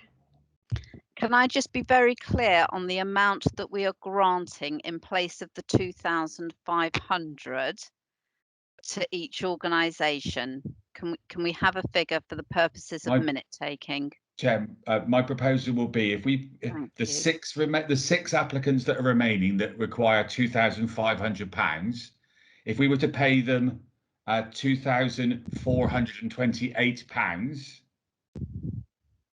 then that would leave us £4.68 left excess of our available funds. And of course, it would be 1,000 the COVID money, the £676 in the COVID fund. Correct.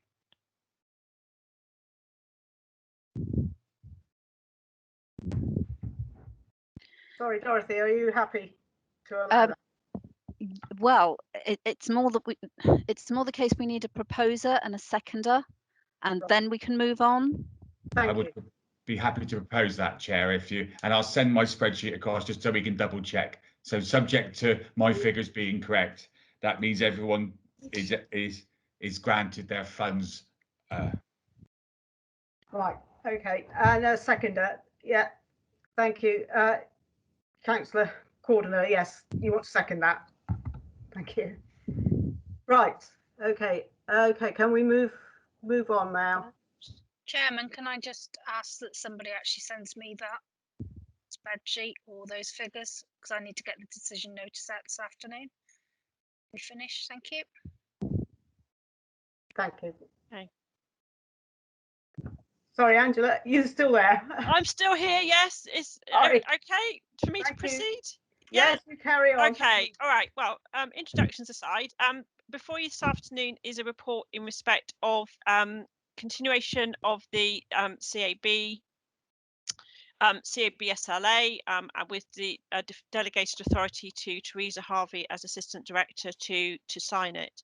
By way of background, members will recall we've had an SLA with the CAB for a number of years now in order to support them in the provision of advice to the residents of Sedgemoor. We've, I suppose, in simple terms, we pay them a core grant. That has been £100,000, and then we top that up with various other pots of money based on either the projects that are within the district or other funds that we have come in over the course of the 3-year period. As with any organisation, COVID has hit, and the CAB, like all organisations, have changed their service model. So they are now predominantly phone and digital offer at the present time, until such time as obviously we go back to whatever normal will be in June. That obviously has changed the dynamics a little bit, and certainly in the discussions that we've had with the CAB, they have asked, and we have agreed that we would increase our core funding. So our core funding was increased to 150,000, so a 50% increase, which members signed off through the growth bid on at Monday's full council. They have also asked for some additional money for COVID. Now, they've asked for 75,000 split over 2 years, so 50,000 for the first year, so 21-22, and 25,000 for the second year, so 22-23. Lord, get my head around that on a Friday afternoon. The reason for that is because at the end of the day, we are uncertain as to what will unfold as we come out the other end of COVID. Obviously, we've got the Chancellor's budget next week, which may give some more clarity. But there is a feeling that there will be some pent-up demand for the CAB services as we come out, as the eviction ban is lifted, for example, as furloughed ends. So again, members very kindly agreed to that within the growth bid, and we've also got an additional money in there for housing and for the money advice service as well. So that again, so the combination of all three really puts us in a good position to ensure that we provide advice services in Sedgemoor. By way of extension of that, the CAB are also doing a couple of other things. COVID has, I think, for many organisations, highlighted a number of areas where they could work differently, and collaboration with the other CABs is clearly that. And there now is a separate project around transformation and how they can work more collectively together. That will be reporting back in the summer, and I'm sure members will receive a report in due course about the outcome of that, and obviously our position as a council in funding. And then also they are working with us in respect of the CAP programme, and obviously the creation of the digital community hubs, which will be pursued no doubt over the course of the next year. So they've got their fingers in a number of different pies, but overall the proposal for you today is to continue with the SLA and with delegated authority to Teresa to sign it. So happy to take any questions. Okay, thank you for that, Angela. Any questions, please?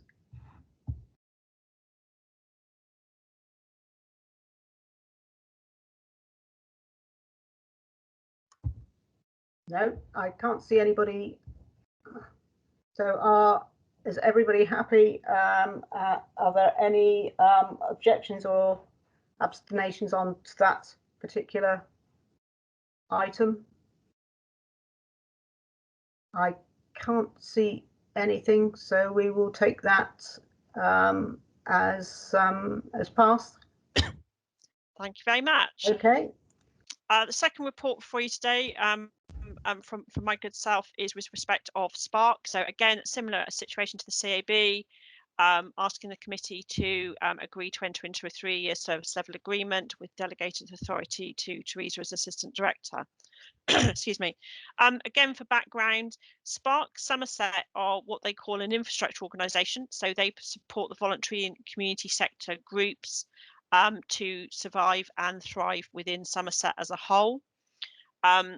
We've offered them a core grant for a number of years now.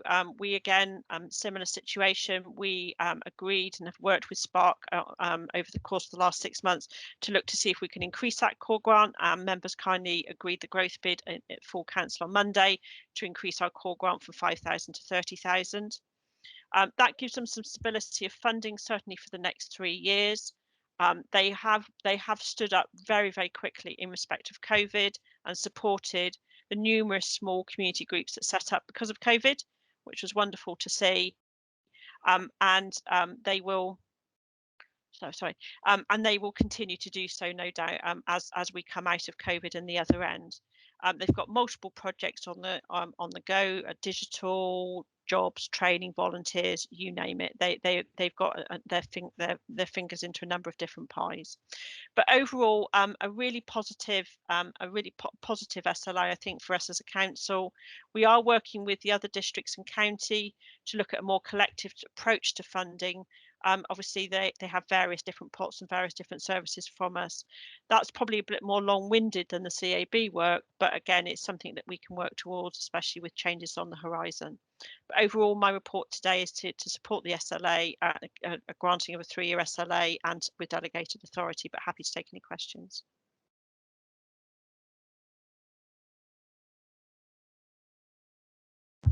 Okay, any questions at all?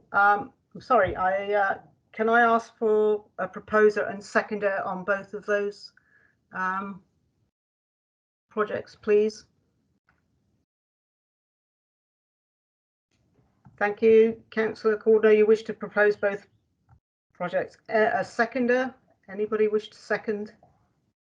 Councillor Charlie Riches. Sorry, I can't see. Sorry. Yes, I second both. Yes, thank you very much. The joy of Teams. I know, I can't see it, I'm afraid. Okay, so any abstentions or objections to those proposals? No, I can't see anything, so brilliant. Thank you very much. Thank you so much, Grant Committee. That's very, very welcome. Thank you. I'm so sorry that you're working. No, don't worry about it. These things happen, don't they? It's been a very interesting experience. Sorry, Sam. Thank you. Thank you. Thank you. Bye bye. Julie, can you? Are you there still? Yes, I am here. Yes. Yes. Can you explain your project, please? Your proposal. There's 3 SLAs that I was going to talk to. There's a Community Council for Somerset, CCS, Age UK Somerset, and Young Somerset. They used to be called Somerset Rural Youth Project. I don't know whether members want me to take them one by one, as I've had time to see them. They are 3-year SLAs like the previous ones. We haven't asked for growth bids for those organisations, although they have got funding through COVID, through the County Council and through Somerset Community Foundation for various projects. So I don't know if it's up to members if you would like me to go through each individual report, or if you feel you've had chance to look at it and just want to take questions now. I'm happy for you to suggest what you would like me to do or ask any questions at this point. Right, thank you. Any questions on any of those? Would you like to go one by one or all together? I'm quite.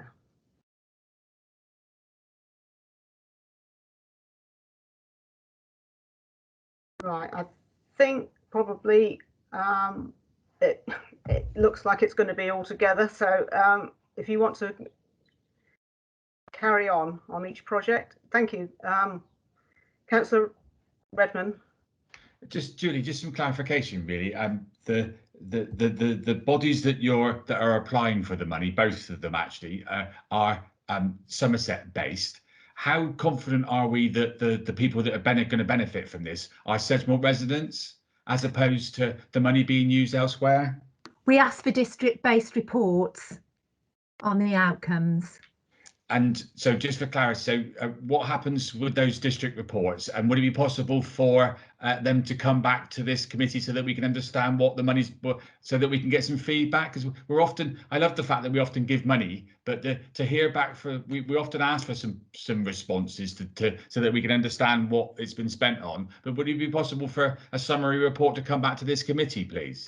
Yes, it would, certainly. I did send a quick, we obviously they didn't do the normal monitoring they would normally do year on year because of COVID, but so they had to alter their activities. But I did I think Layla sent a quick summary, didn't you, of the report? Yeah. So sent it on the Tuesday morning. First off. Yeah.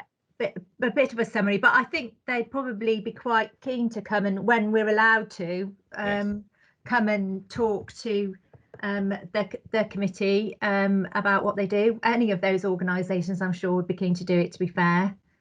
I'm lucky enough. I've done some work with both bodies, and I'm really impressed with what they do and how they go about their projects. And if you need to, Chair, I'm willing to propose that we accept both as written, and with the proviso. Sorry, I was looking at the age and the young Somerset. So I'm happy to do the 3, Chair, if that makes it easier for you. Yeah. Okay, thank you. Have we got a seconder for that, for all 3 of those proposals?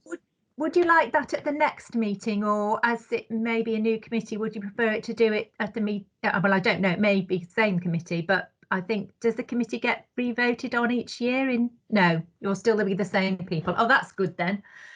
So would you like it at the in June, or would you like it so that I can advise them, really? I don't expect that the projects will be completed just yet. What it would be, maybe in 3 months' time, once they've been successful and they've got some outcomes, then that would be useful to come back. But upon completion, Julie, rather than within the next 10 minutes, that's fine. Yeah, they're not sort of specific projects, they're organisations that we core fund.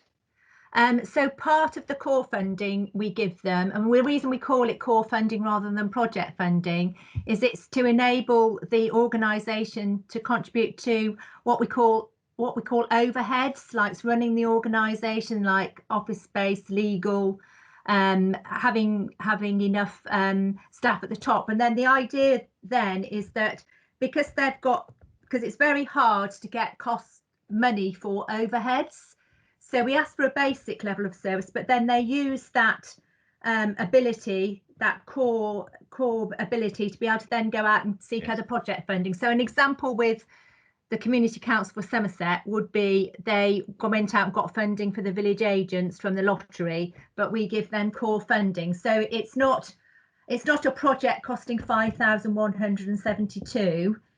Which is what the money we give to Young Somerset. It's money that also goes towards them being able to pay for getting their accounts done, or legal advice, or personnel advice, or those sorts of things. And then that small amount of money that we give enables them to generate a much bigger amount of money outside. But and then we get cross funding for doing delivery on the ground as well. For example, the project work that they actually do. So you couldn't say 5,172 goes towards setting up youth clubs. It's a much broader service. But I think it's very worthwhile, as Councillor Redmond said, to come and let them tell you all the things that they do. I think that's a good idea, and I think they'd welcome that.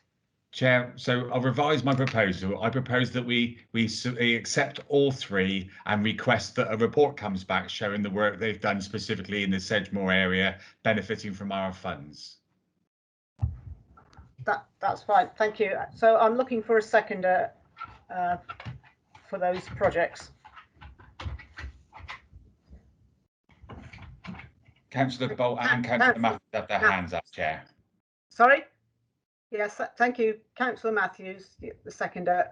And if there's any abstentions or objections, can you say now, please? I can't see anything. Right, okay, so that's been passed. Thank you, Julie. Yes, thank you very much. Thank you. Okay, right, the next item on the agenda, I think, is the RLT, just for notes only, RLT2, is it? It is, Chairman, that's it. Yeah, I think that's just for notes only. And thank you very much for all your patience on a Friday afternoon. That was quite a big grants item that we had to get through earlier in the week. So thank you very much, everybody, for your patience with me.